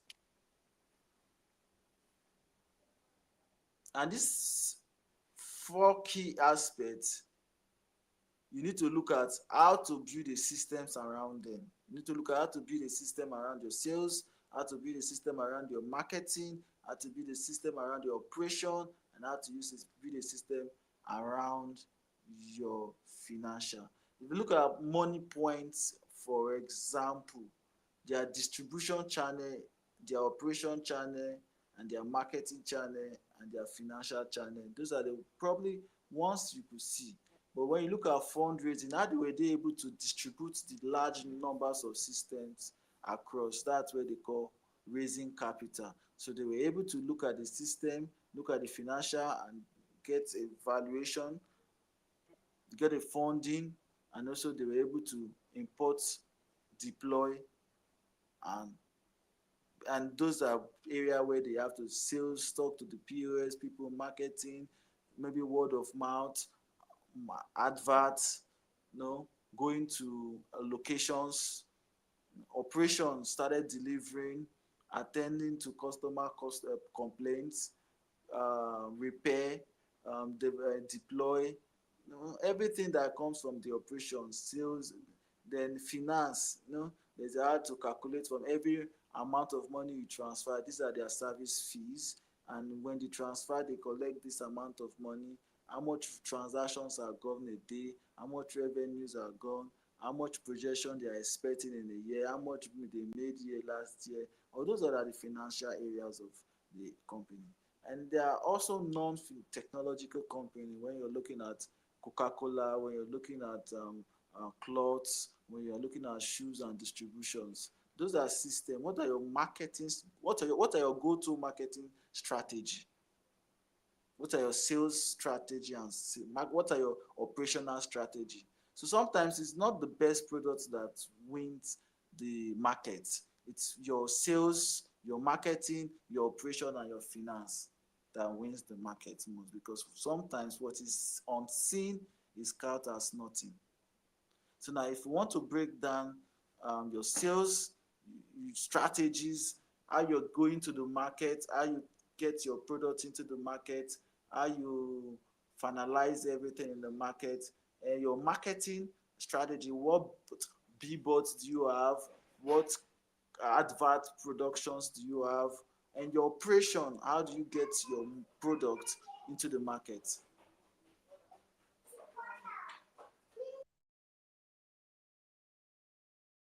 So those are the operations that we are talking about.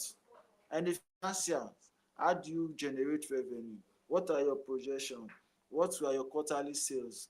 What are your, those are financial. There are different terminologies for all these areas, even in the marketing. But all these sales, marketing, operation, financial, they are really not, it's like I said earlier, the game of football, 4-4-2 formations. These are just your attackers, and they are still midfielders and defenders and goalkeepers.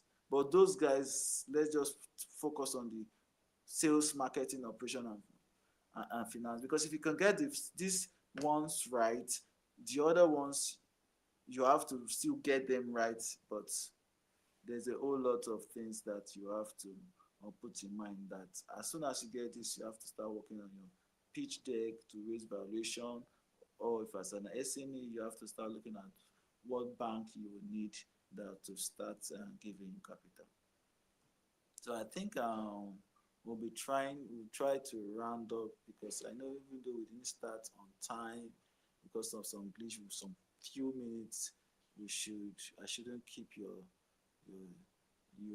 guys on stop. But there are other knowledge that I can also teach on how to get all these sales departments using different other kinds of tools too. But that will be done in any other sections that I'm invited to talk on this wonderful conference. And I appreciate very much, and I understand that in the system, in a country like, we are going to build a system. We are going to build a system that will scale. So thank you very much. I really appreciate it. All right. Well, thank you very much. This was very insightful. I think that a lot of entrepreneurs does not know how important system is, especially in building their businesses. So they find themselves in that circle where they just keep expecting growth, wishing growth, but it looks almost very impossible for them to grow year in, year out. They just remain in one level. I think that Mr. Osoro has just expatiated and helped us understand what it takes to build a system. And he also talked on extensively on areas in your business where systems are required, technology system, financial system, HR system, and all of those things. So, sir, during the course of the question, we had two questions which I copied down from people. I'd just like for you to maybe get to answer it very briefly. Get to answer it very briefly.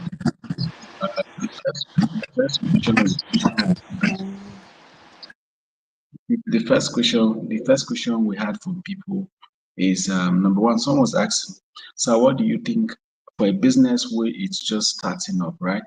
And maybe who have generated maybe their first maybe in revenue $1,000, $2,000, that's about 2-3 million naira revenue. What are some key important system? And the person has like achieved that result just by themselves, only them, right? With no staff and all those things. The person is asking, what are some key important system you think or you feel that they should put in place at that level? What key systems do you think Now, business who is doing at can you least just who have can you generated can you two thousand rephrase dollars? can you rephrase a bit faster again so that we get it fast better? All right. So he said, what are some important system you think a small business who is generating 2,000, $3,000 revenue monthly should, and the person has just been doing that by itself, by the person's self. What are some key systems you think Is it a a very, technology business?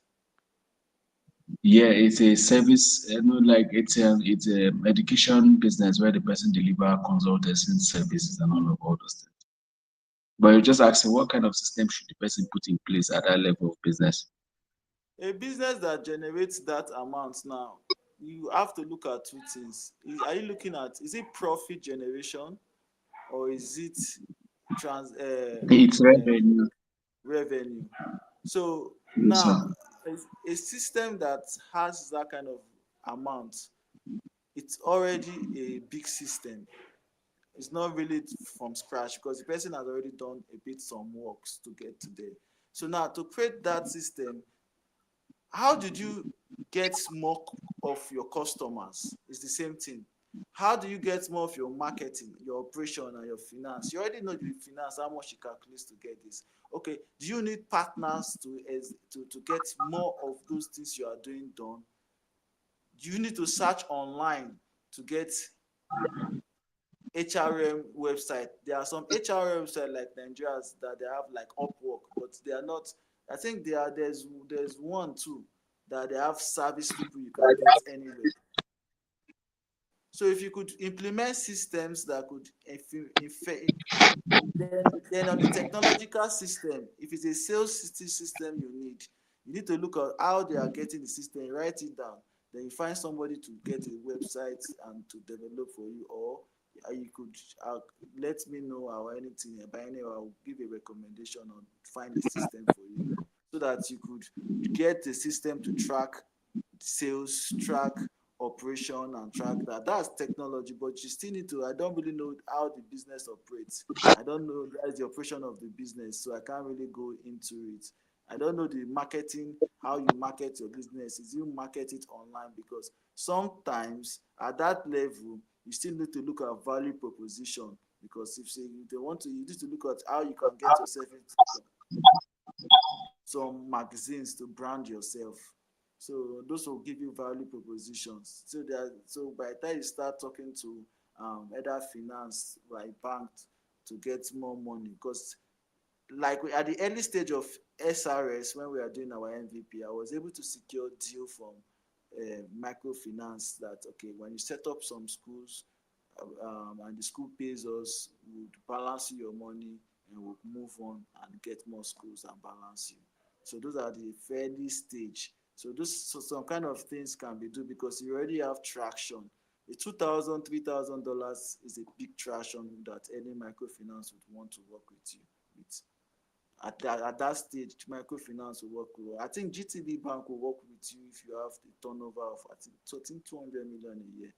So, because it used to be 10 million, but they raised to 200. So, but microfinance will work with you a lot, and they will be glad when they see your traction.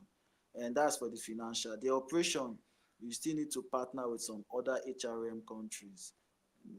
I have some, there are TerraWorks. Just search on TerraWorks. TerraWorks is Nigerian largest. I've been using them since 2020. They have every kind of, from love to, so you can it's called outsource, because at that level you have money to outsource. Sometimes you don't even need to outsource somebody you see. Go to TerraWorks, type it TerraWorks. I think it's TERA, TerraWorks.com. It's a Nigerian one.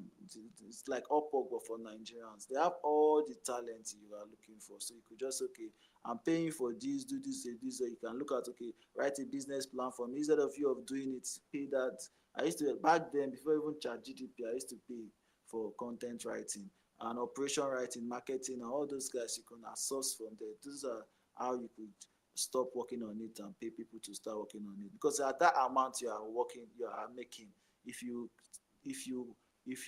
partner with people, if you delegate to other people, maybe using all these TerraWorks, there are other kinds of, so it's not marketing, but I recommend them because I've used them to get other people to do things for you. Because at that revenue, well, you can, that's a big one. So at that revenue, you can achieve a lot if you delegate and create system to monitor too. So I think I've answered your question.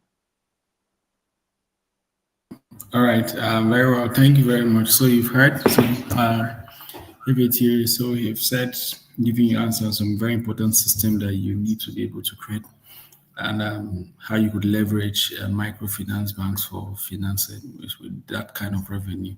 That's a very good one. So thank you very much for your time and your experience you've shared. We have several people following on YouTube, and we know that even after the live stream, many people would still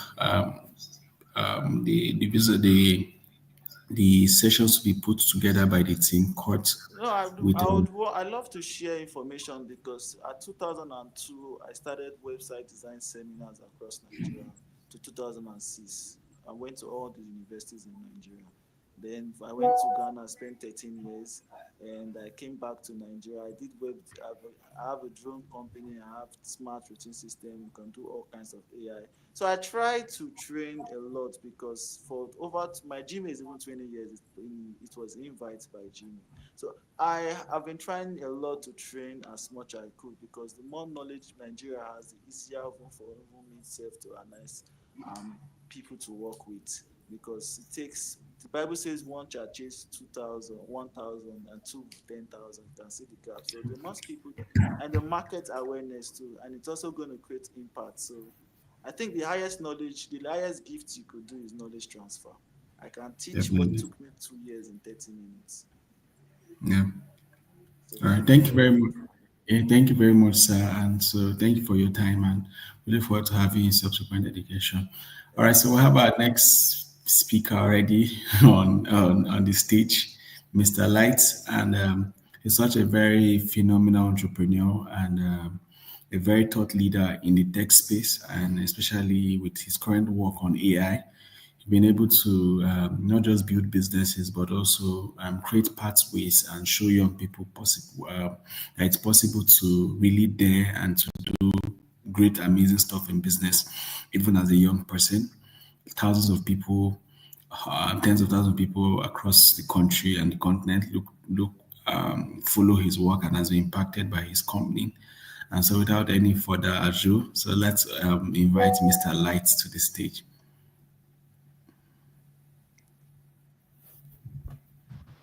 Hello, good day, everyone. Good day, sir. Convener. Yes, sir. Yes, sir. Good day, sir. I celebrate you, sir. Thank Mr. Leonard, really Yes, sir. honored to be on this live. Thank you so much. It's a Really, pleasure, really, sir. yeah. Thank you, sir. And I really commend your work so far. I would say, I think I know a couple of persons that have built some depth of connection with you. When I posted the information about the events, I also realized that there were people, we had mutual engagements with some of my collaborators and stuff, that possibly know of what you've been doing. So I give you so much credit, for the great work you've been doing and the impact you've actually been pulling off consistently. Thank you so much for the warm invitation. Thank you. Thank you very much, sir. Absolutely. Okay, so I don't know how the conversation is going to be like. Is it going to be more like a panel engagement? Is it going to be like a fireside chat, or you want me to center stage and possibly spotlight exceptional ways to build global businesses? I don't know what the depth of engagement could possibly feel like on this live.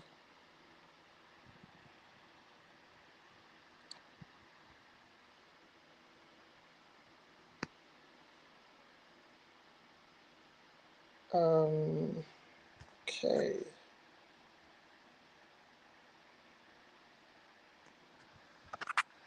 Can anyone hear me?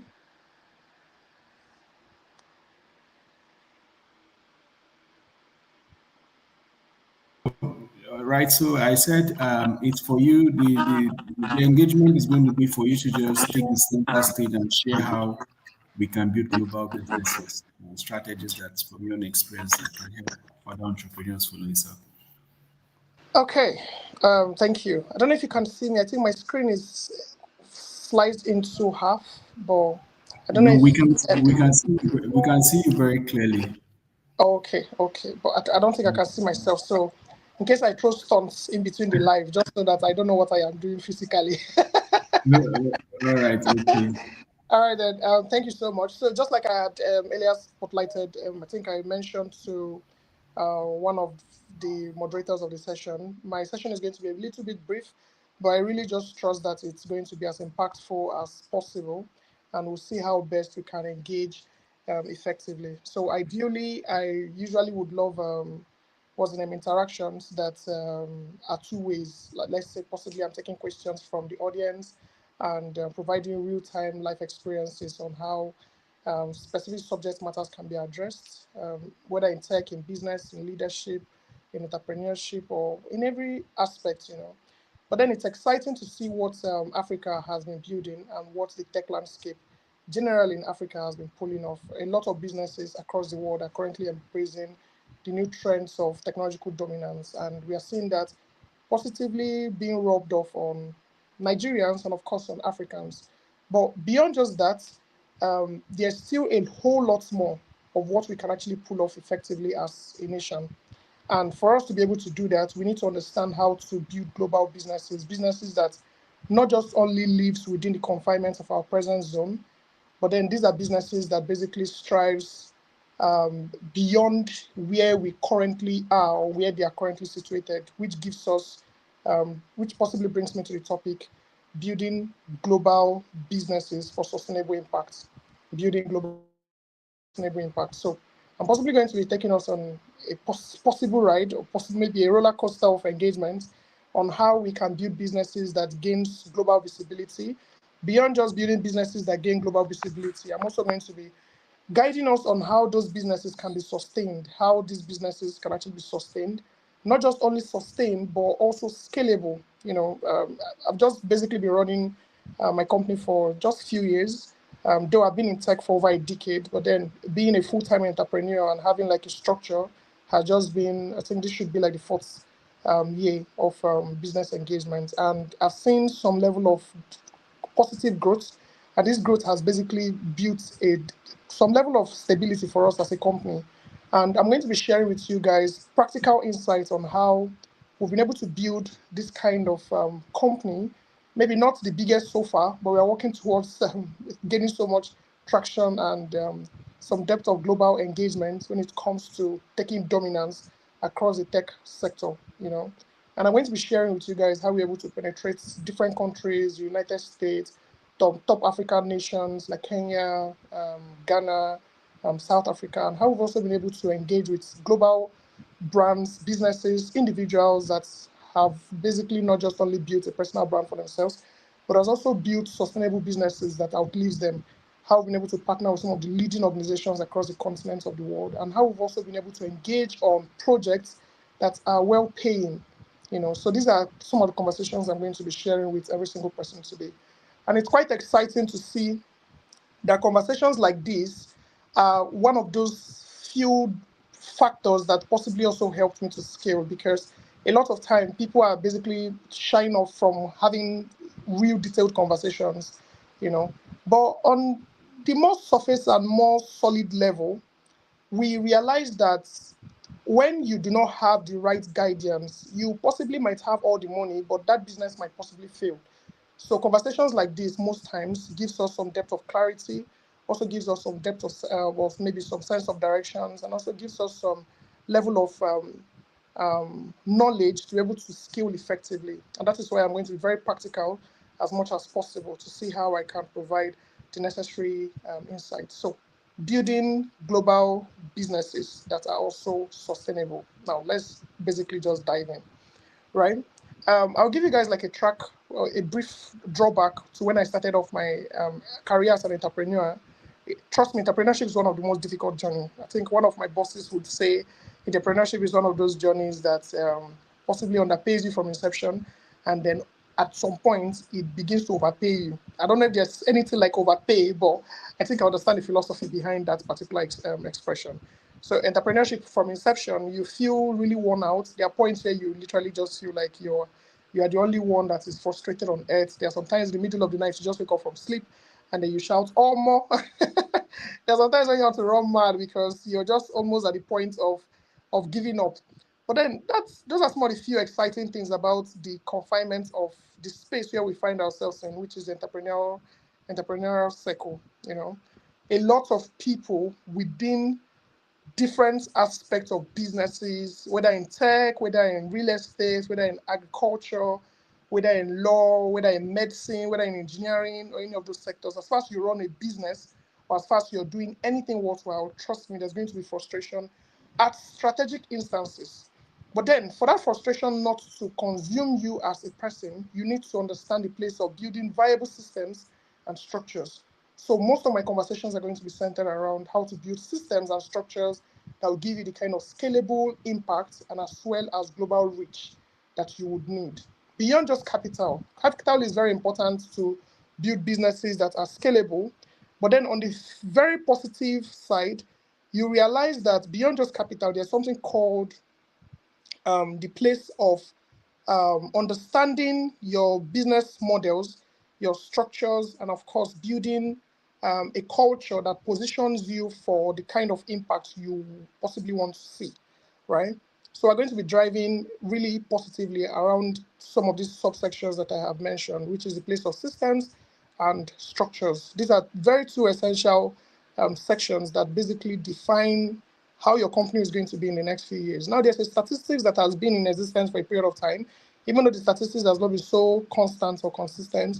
That's the statistics that basically says that entrepreneurs, or maybe the first 3 years of your business will, I think, how do they even say it? That 90% of entrepreneurs or businesses fail within their first 3 years, 90% actually.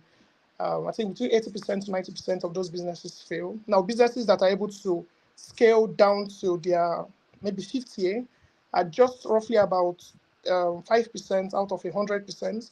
And then businesses that basically scale into their 10 decade, or their 10 years, I think just about a decade, those businesses that get the necessary kind of traction. Now, why the statistics might possibly look as though it's not true, but if you look at it critically, you realize that the first 3 years of any business is one of the most chaotic years ever. First 3 years of any business is literally one of the most chaotic years. And what I mean by chaotic, in the sense that your first 3 years is definitely one of those years that you will feel the most burnout, you feel the most worn out. You're looking for funding, you're trying to connect with global investors, you're trying to build investment privileges, you want to connect to the right network, you want to build the right co-founders, you want to get the right CTO, COO, CFO, you want to hire the right kind of teams, and you just realize that, oh my God, it's so difficult to even scale because of how the entrepreneurial landscape has actually been. So most times you feel really worn out, most times you feel really exhausted, and within that particular period of this subconscious frustration mentally, you just realize that, oh, okay, why am I even doing this? Why don't I just go and work for somebody and possibly just earn a stable income? And you realize that one way or the other, you just give up on building your company. Now, now here's the thing. It's not a bad thing to actually give up, right? It's also not a bad thing to basically just start all over, right? But here's the thing. If every single entrepreneur understands the place of building systems that guide them through their engagements and building structures that consistently even outlives their own personal existence in that business, trust me, any kind of business can survive. Any kind of business can actually survive. Even if when you're recruiting people, you're bringing people into the system and all of those, your business can definitely survive with the right kind of strategies, right? With the right kind of strategies. And I'm going to be showing you how to build those strategies effectively so that for young entrepreneurs that are possibly listening to me, even though I'm still very young, but then we'll still put ourselves within the category of young entrepreneurs. For young entrepreneurs that are possibly on this particular session, you must have had the experience of being burnout. You must have had the experience of being exhausted. You know, you must have also had the experience of being frustrated, either mentally or psychologically. But here's the really exciting part of our own reality, our own existential strength, is a place where when you understand what you are building and back those things up with the right culture, you definitely scale. Back those things up with the right culture, you definitely scale. Now, I've seen a lot of businesses, business founders, when you ask them strategic questions, how did you scale your business? A lot of them have responses to those things. Now, while some of these responses might not be uniformly accurate to every single person, you have to find the unique drive or the unique motivation as to why you need to build that business. For myself, I possibly started business from my university days. I think I started, currently I use a lot of softwares cutting across different tech enabled maybe applications or softwares that basically aid my work, right? I think I started off my career as a designer. I started off as a graphic designer. Then I transitioned. That was like I did a lot of freelancing when I was still in university, and all of them were tech freelancing. I did a lot of things around graphics, video editing, where we were using tough softwares. Unlike now that AI has basically disrupted the space, and you have things like CapCut, you have tools like Canva, you also have tools like InShot and the likes of them that you can possibly play with your phones. Before now, there were tough tools like After Effects. Of course, After Effects still exists and is still very much in use. But then for you to be defined as a video editor, then you have to understand all the ways of, or all the hacks to use After Effects, Premiere Pro, Cinema 4D, sometimes some of these 3D Max or some of these tough softwares, you know. But right now, AI has basically disrupted that space. So back then, that was the space I found myself in. I was always learning new skill. I was always learning tough tech-enabled softwares, you know, and most of this software basically helped me. So while I was in school, I started making like little sum of money, and I realized that my clientele basically had grown so wild, like a little bit wild. So I'm giving you guys like a backstory on how I was able to scale our business down to this point, you know, and how our company is currently structured. And I just really hope that this basically drives some level of motivation to anyone listening. So then I realized that I did a lot of work in graphics, in videos, and I bagged a lot of awards back then as a graphics guy, you know. And it turned out to be very exciting. But then along the line, I realized that I started delaying projects. Like I had a lot of clients that I couldn't even manage. I got into some kind of really structured partnerships, and some of those partnerships that I got into, I couldn't just do them alone, you know. That was where I think towards the wrap of my university days, I had to start building my own company. Now, building my own company, it's it's it really helped me, not because of the fact that I wanted to build a company, but it basically helped me to get the right kind of result from the right kind of people and the right kind of network I've always wanted to gain access to. So here's the thing. On the place of building systems and structures, a lot of entrepreneurs that are basically within the self-employed space, they would possibly not understand the place of systems and structures. But then I realized something. I was really good at the work I was doing. A lot of companies wanted to work with me. A lot of companies wanted to hire me. A lot of companies wanted to engage with me on strategic projects. But then along the line, I got really too busy to be able to accommodate all kinds of projects at the same time. So what did I need to do? I had started hiring people within the space. I was like, okay, yeah, we are friends. Let's work on this project. Let's do this together. Let's do this together. And we realized that, oh, okay, the money was coming in a little bit more, you know. And then we started working on projects consistently, down to the point where we started building structures around the company. And excitingly, right now, we're basically ranked as one of those top leading AI companies that are doing exceptionally well. We've bagged a lot of awards within multiple spaces. You know, we've done a lot of international projects and all. So now imagine I just embodied all the total responsibilities of the company from inception down till now. I wouldn't have been able to scale. And the place of scaling is not just that you're making consistent progress. Most times people feel like you making progress that you're better than how you were yesterday and all of those things is 100% all that there is to business. Yes, as much as that is very, very important, but how you also make people feel, how you make your customers feel, the kind of services and the kind of results you provide to people, the kind of people that you also build collaborations with for the future are also some of those determining factors that determine the right kind of results. This also brings me to the quality of clients I was also able to bag. Now, the quality of clients I bagged within my period of building structures and systems around our space, I realized that these clients were the people that served as the strongest motivational factors for us. We had clients back then that they were like, oh, Light, I really love what you do. This is really exceptional. Why don't I help you guys to market your products in the US? And funny enough, that's how we got into the US market, just from a single client that loved the output of our products. Light, I love what you do. Why don't we do something similar to what you've been able to do in Sweden? And guess what? That's how we got into the Swedish market.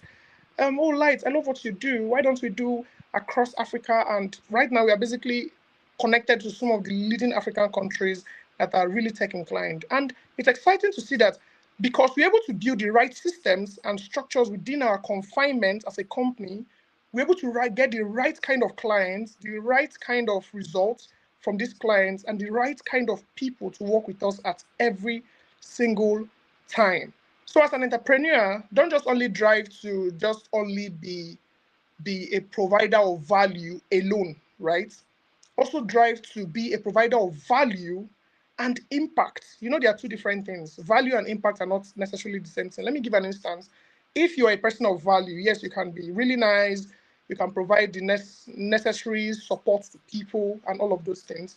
But on the place of now being someone of impact, it means that your values are directly rubbing off on other people, which is either on your teams. So when you're not available, your teams basically take dominance in that space and produces exceptional results. That is the place of impact as well. So also be a person of value and a person of impact, because that's the honest truth is this: value, impact, systems and structures drives some of the most leading top businesses across the continent.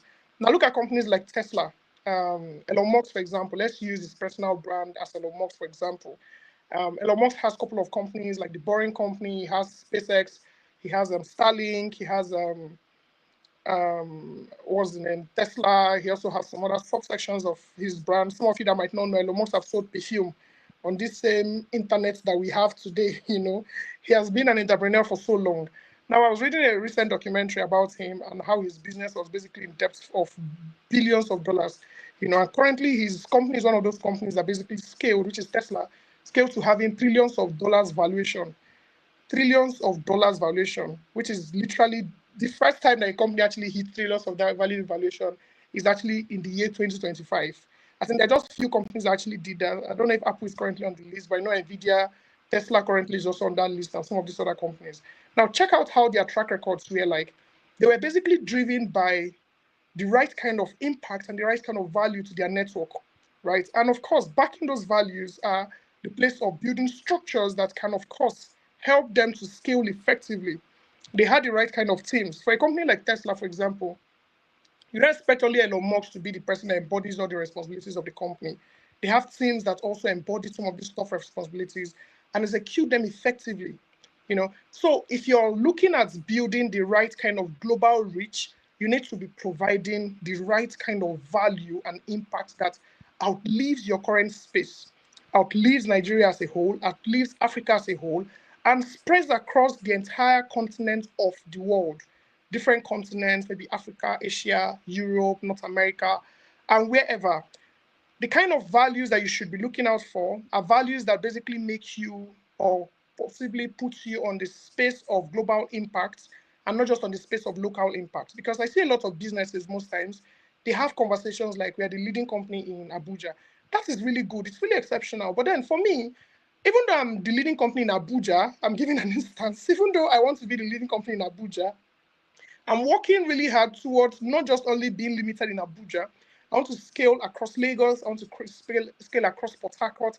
I want to scale beyond just Port Harcourt. I want to get into other African spaces, beyond just African spaces. I also want people across the world to possibly also have some level of interactions and engagement with what I do.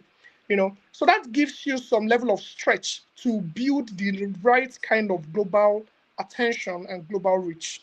So as a business owner, as a founder, as an entrepreneur, or as even someone that is being hired by a company, look beyond your current scope. Even if you want to get glued to a company, which most times I always tell people that it's not everybody that actually needs to run a business. It's not everybody actually. It is not everybody. There's some people that run businesses and they'll just commit suicide in the first 1 week of running such businesses. It's not everybody that needs to run businesses. What I usually advise people most times is I tell them, if you know your strength is not in running business, pair with someone that already has the strengths and build intentionally with the person. Being a CTO of a multinational company also makes you a multinational personality.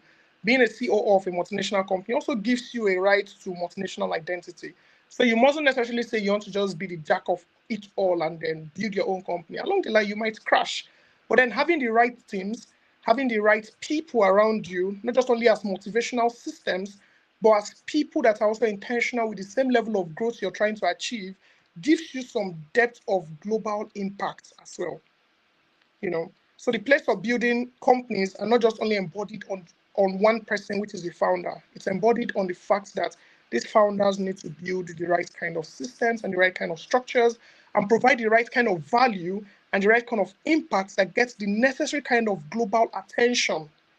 Because if you're building locally or you're just building for the local space, the truth is this: as much as what you're building might have some level of global reach, something else also happens.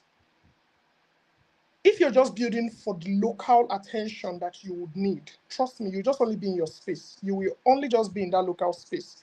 And when I'm referring to local, I'm not referring to your space being local, but I'm referring to local being the continent or the space where you found yourself in. So for every single global entrepreneur that thinks globally, then you should start providing impact that is felt globally as well.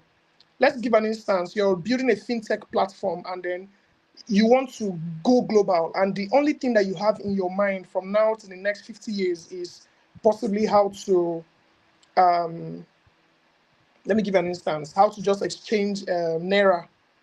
Maybe, I don't know how to explain it, but then, this change, I think this is even an app idea, safe. Why don't somebody build a platform that if I put 1,000 Naira, they can give me change 300 Naira? No, we're just thinking out weirdly, right? So maybe you're building that kind of platform and you want to go global, and there's no other currency on your platform. The only currency you exchange is just Naira. The truth is this: as much as your product is really exceptional, your product will only strive within the ecosystem or the space where it finds itself, which is in the Naira space. And the country that basically utilizes the currency Naira is Nigeria. And I don't know if there's any other country that basically utilizes it, because most of the time when I travel, and I carry my Naira is always very useless to me until I get back to wherever I am. And some of these countries, African countries, they don't even send my Naira. So, if you're building a fintech platform and the only currency that you're exchanging on your fintech platform is Naira, it means that your Naira is only going to be directly influential within the space that you found yourself in. You cannot carry a Naira platform and then you're going to the US. And then you say you want to service every single home in the US. So thinking global means that even if you're starting small, you're also scaling gradually, right? And of course, on the page, maybe some people now might actually be thinking that, oh, okay, I want to think global. I have a lot of global attention. I mean, I have like global ideas. I have global thought processes and all of those things. But here's the thing. You cannot go global without, first of all, starting local. Because I know that most of you might be saying, oh, okay, let me start thinking about a lot of really powerful ideas. Now, here's the thing. If you do not have the right kind of system and structure to be able to guide your consistent engagement on the local level, to go global will be very difficult. This is exactly what I mean. I've seen a lot of young entrepreneurs thinking extremely rambunctious, and they want to achieve that goal rambunctiously, like extremely fast and so high, without first of all doing their due diligence locally. I know I've said a lot of things about if you want to go global, have the right kind of global attention, think global, provide the right kind of impact that gives you global sustainability and all of those things. Yes, they are very necessary, really, really exceptionally necessary. But here's the truth. If you really want to think or grow global, you also need to be sure that your local presence has also hit the right kind of value. What I mean by the right kind of value is this.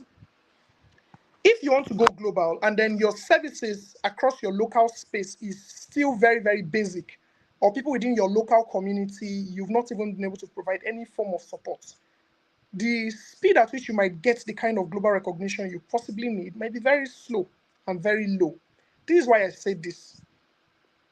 If, for example, you're not someone of impact within your space, some of you might want to bring like scriptures and say things like, even Jesus himself was not valued in his own hometown. But here's the thing, his impact was actually felt across the world. So it means that you need to start small and then scale gradually. Except if you're a multi-billionaire or you're coming from a family of wealth. Yes, you can scale very fast.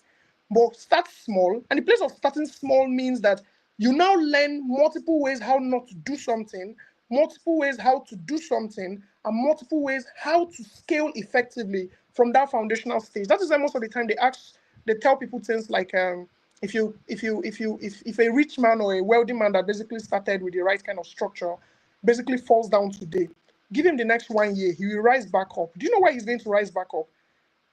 The reason why he will rise back up is because he has learned multiple ways how to fail and multiple ways how not to fail again. So it means that if he mistakenly fails at any point, he knows how to still get back up. So it means that as a business owner, as a founder, as an entrepreneur, or as someone that is looking at building a scalable business, you should also start from the foundational level and consistently evolve. Pivot your strategies, consistently re-strategize your systems, consistently come up with the right kind of results, consistently come up with the right kind of models, consistently deploy new ways of doing things, and gradually evolve with technology. Because you can possibly be in Nigeria and then the next thing your impact is basically felt across the world. But the only way you can actually do that is by building the right kind of ecosystem that houses the right kind of results that you possibly have within your mind. So still do not neglect the place of starting small, but still as you're small, starting that small, don't forget something. Still as you're small and that you're also starting small, don't forget that you need to also be thinking on the large scale of global impact. You need to also be thinking on the large scale of global impact. I've gone to a particular store before now, and that store has been, I think I've known this store for like 10 years now. Now, the honest, funny truth is this. Malls have come up in that place. They've erected malls. They've built structures, really powerful structures and all of those things. But guess what? This man's shop is still the same way. Nothing has changed. Like, I paid a visit recently, and in my head, I'm like, why is your shop still the same way? 10 years that I knew you, and up until now, your shop is still the same way. I don't have a problem with that. Maybe he's making the right kind of sales and he just feels like if he restructures or he modifies his paints or any other thing in the place, he's going to take out from his money. But here's the very funny truth. Businesses are constantly evolving. If you're not in the trend of what is happening, one way or the other, you'll be swept off. So consistently look for ways to scale. Consistently look for ways to scale. Now, gradually, imagine someone that has like a little kiosk today, is making the right kind of sales, making the right kind of results, and building the right kind of systems, the right kind of structures. Give him the next 2 years, 3 years. He will possibly be owning one of the biggest malls on the continent. It means that from just having that little kiosk, you're building a superstore. Then from a superstore, you're building a supermarket. From a supermarket, you're building a very powerful mall that basically houses a lot of products. That's basically the way of scaling. And beyond just building that powerful mall that houses a lot of products, another way to also still scale consistently is a place where you now have the solid motivation to scale beyond the confinements of your environment. Let's say, for example, you're headquartered in Abuja, you already built really powerful spaces. Then the next thing you're thinking of how to expand to Lagos. The next thing you're thinking of how to expand to maybe other African countries like Kenya. You now own a little mall in maybe Tanzania, and then that little mall in Tanzania basically scales to a very big mall in the same Tanzania. Then from there, you're going to Europe. The next thing you're basically owning that same mall in the United States and in other developed nations of the world. Now that is the place of thinking global, you know. So you can imagine how starting small into getting to the right thought process of building gradually has given you the right kind of global reach and attention. That's basically the space of going global. Well, I know I've said a lot of things. I might not have possibly provided all the necessary clarities or responses that every single person in the room might need, but then I'm open to providing answers to strategic questions, if there are any, either from the convener, either from the people that are basically on the live, or any other person within the ecosystem that has currently been built. So my boss, thank you so much for this opportunity, and looking forward to providing responses if there are needs for each of those, because I might just be speaking, and I'm not providing the right responses. So I'm really open to providing responses. All right. Thank you very much, sir. It was such an insightful session. Once again, I want to really say thank you so much. Honestly, I'm really honored, I and the team, to literally be having you being on this call speaking. Such a delight and such a pleasure. Thank you very much. We do not take it for granted. All right. So, sir, just maybe a couple of questions. Yeah, two questions here. So I want to ask how, many people are trying to build I turn the idea into business, right? And how it all start. We all start from a point of where we're just maybe delivering service and all of those things. So the question is very simple. So I want you to imagine yourself like you started a business. It's just knowing if you should start your business all over again. What are like 3 things or 4 things you think would be important that you would do to give you the opportunity to really grow your business so far? What are you going to prioritize if you should start all over again? What are 5 or 4 things you think you'll do differently from your experience, from your failures, from your successes, to be able to, build a business that really grow and scale? This is really an interesting question, right? What I will do differently. Really thoughtful of you to ask. Okay, so I'll do the right kind of hires. That's the truth. With my experience in business, I think one of the toughest things that entrepreneurs basically go through is the right teams. The right teams, and these teams are the ones that one way or the other, they build the kind of structures that you need. So my kind of experience, I think I've learned multiple ways how not to hire, multiple ways how not to build a team, and thousands of ways how to build the right team. And over the past few years, I realized that this has really worked for me, getting the right people on board. But then from inception, I've always been getting really the right people and all of those things. But then team management has been a little bit of struggle, right? And I know a lot of entrepreneurs basically struggle through this whole thing. Like a lot of people, they'll ask you questions like, I don't have money, so I cannot hire the right kind of people. Now, here's the thing. Trust me, there are people that will work for you, and they might never even ask you for money at any point in their lives. What they're interested in is they'll tell you, see, we will build this business to the point of global stardom and stability. Money is secondary. Until we get the necessary results, sir, hold on, let's build this company first. I don't know if you've ever encountered people like that. These are people that they are not just solution providers, but they are impact driven. They are coming into the system not because of the kind of value that they might get off the system, but the kind of value that they can intentionally impute into the system, right? I'm not saying that you shouldn't pay people. Pay people. If you're hiring people, please pay them the money. But then there are stages in the lives of every single startups that are very tricky, very, very critical stages that These stages can basically make you feel useless, but they are the right kind of teams that tell you, boss, don't worry, we've got you, and we're going to be in this together. Those are the right kind of people to get into teams. Now, not the kind of people that when the business is failing, the next thing they opt out and they tell you that, oh, this is not my team, no, I beg go, make I go mind my business. They will start looking for other systems and means and all, which is very good. But at the same time, if you're building a global business, you should be able to hire people that think global with you, especially on your executive space, on your executive team. You need the right kind of people that also think very global with you, and as well as the kind of structures that you're basically building. Now, something else again that I'll also be putting into perspective is also on the part of pivoting. Now, I think one thing that I'll really put into consideration in my future dealings, or maybe if I'm restarting my company again, is the place of pivoting ideas. I'm not necessarily saying that you should just be changing your strategies and changing your thought processes or your patterns of engagement or your models of thoughts, in business and all of that. No, really, really far beyond that, right? But the place of pivoting means that you should be able to fail very fast and re-strategize instantly. Fail very fast, re-strategize instantly.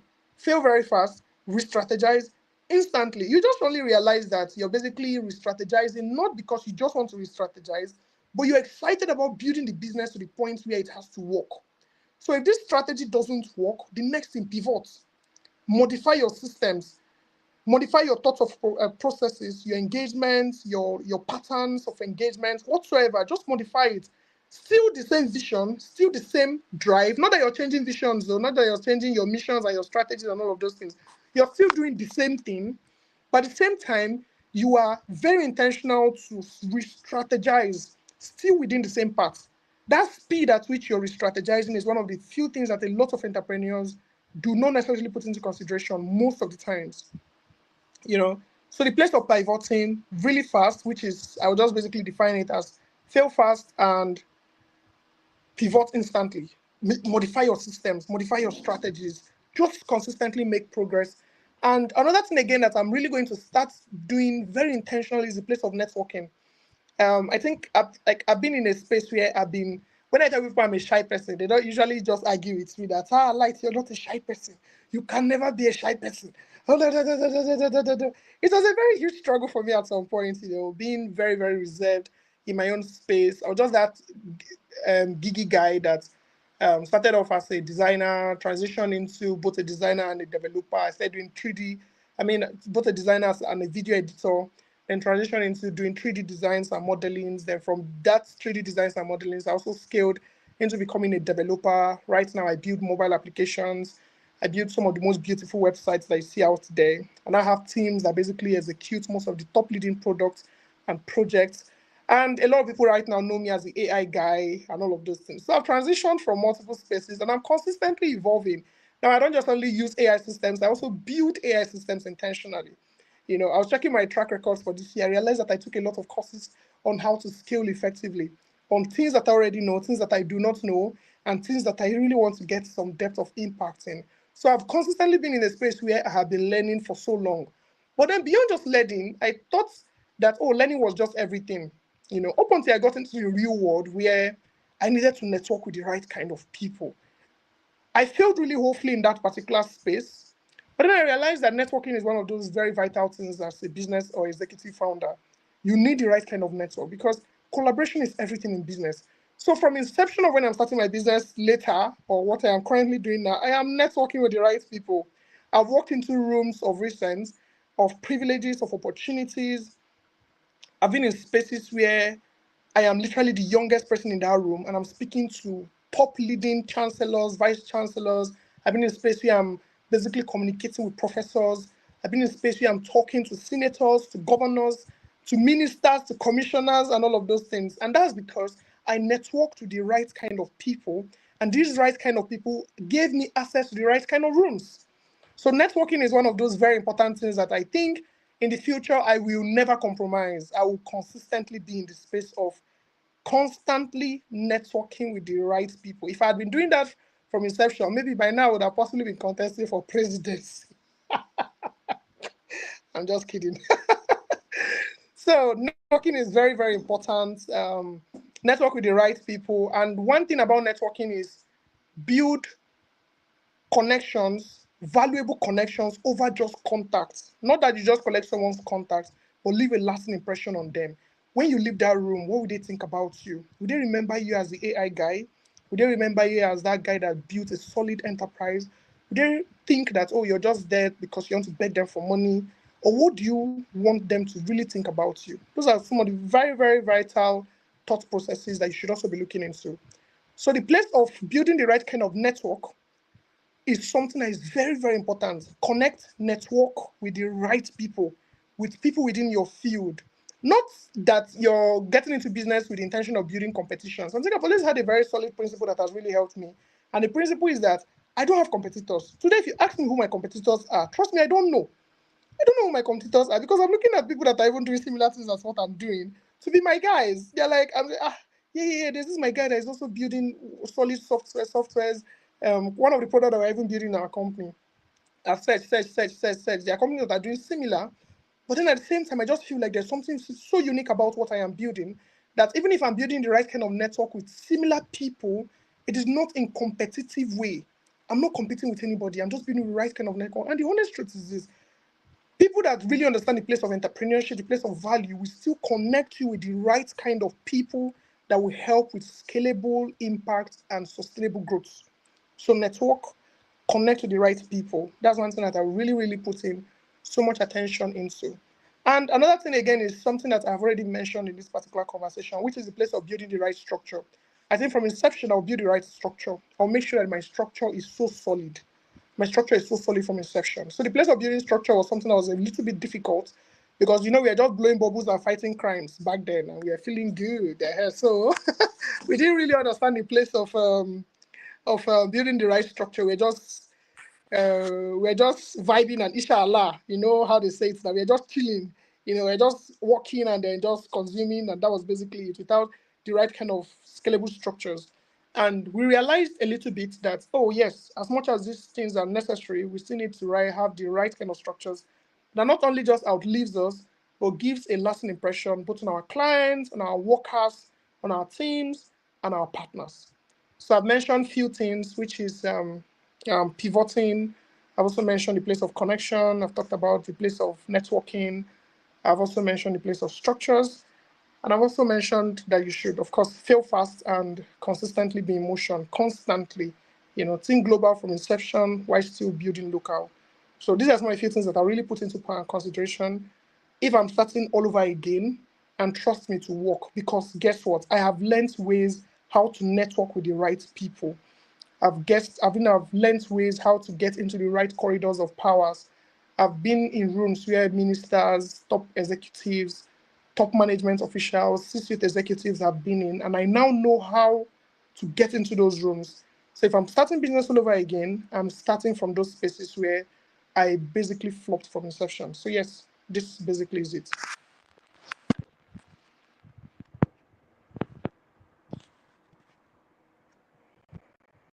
All right. Well, this is really very beautiful. I was just taking notes on my other phone. And thank you very much. So, networking is very powerful, as you've heard. Putting the right system and as you've said, also hiring, and knowing how to manage these people. They are really very they are really very, very critical, important subject of discussion. So I think every entrepreneur, if you've really been in business for a while, you will know that at some point these issues are something you've handled or dealt with or you struggle to. So well, thank you so very much. So we have a panel discussion by 1 p.m. So hopefully that you guys are able to attend. So we've been like literally almost going to 3 hours now. We've been live. So I think most of our speakers just so nice. We take a break for 30 minutes. Yes, that's actually nice. I really All right. Oh, enjoyed. you want to say something?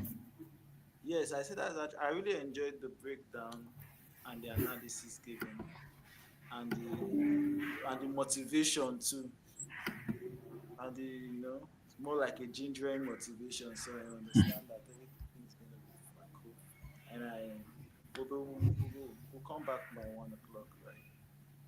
So Thank you so thank you. much, sir. I'm grateful. Thank you. All right. Thank you very much All for right. taking So very well. Thank you very much. your time to break down and analyze. So I guess with your drive and impact, ah, in the next 10 years, you can still try and run for president. Nobody knows tomorrow. Ah, no, I'm not even interested in politics at all. Thank you so much. Like I always tell my friends, I say there's Dangote in every generation. There's Dangote, so that's the same thing. So I guess you can do great. So let's we'll be waiting. We'll Absolutely. come back. We'll come back. Then there's also one small touch that I will touch, which is that's when you're talking about networking and all that and all. See, there's when you're talking to somebody, there's three things you would be looking at. There's OPK, there's OPM, and there's OPC. And somebody can have OPM. OPM means other people's money. He has no connections, he has nothing, but he has money. So you're using his money to operate, or his network of money, like has the capital access and all that. And when you're talking to some other people, they might have OPK. It means other people's knowledge. They might not have anything, but they could program database, they can write proposals, they could break the analysis and all that. Their knowledge are super. And when you're talking to the last set of people, there's OPC. They might not have all these things, but they have OPC, other people's connections, but they have connections. They could link it to even the vice president of Nigeria. So that's the power of networking. I'm just analyzing it. So thank you very much. All right. Thank you very much, sir. So we'll just go for a break, and by 1 p.m. we'll come back for the panel session. But we shall be here by just 30 minutes break from now to 12:30. I think we'll just go on a break. And so people who have been joining will have to consider them, so they will just take the time to rest. So thank you very much, and thank you so much, Mr. Light. Thank you so much, Osaro. Thank you all. I'm really excited to have you here. So we'll just be back by that time. All right, bye. All right, bye. Thank you. Yeah.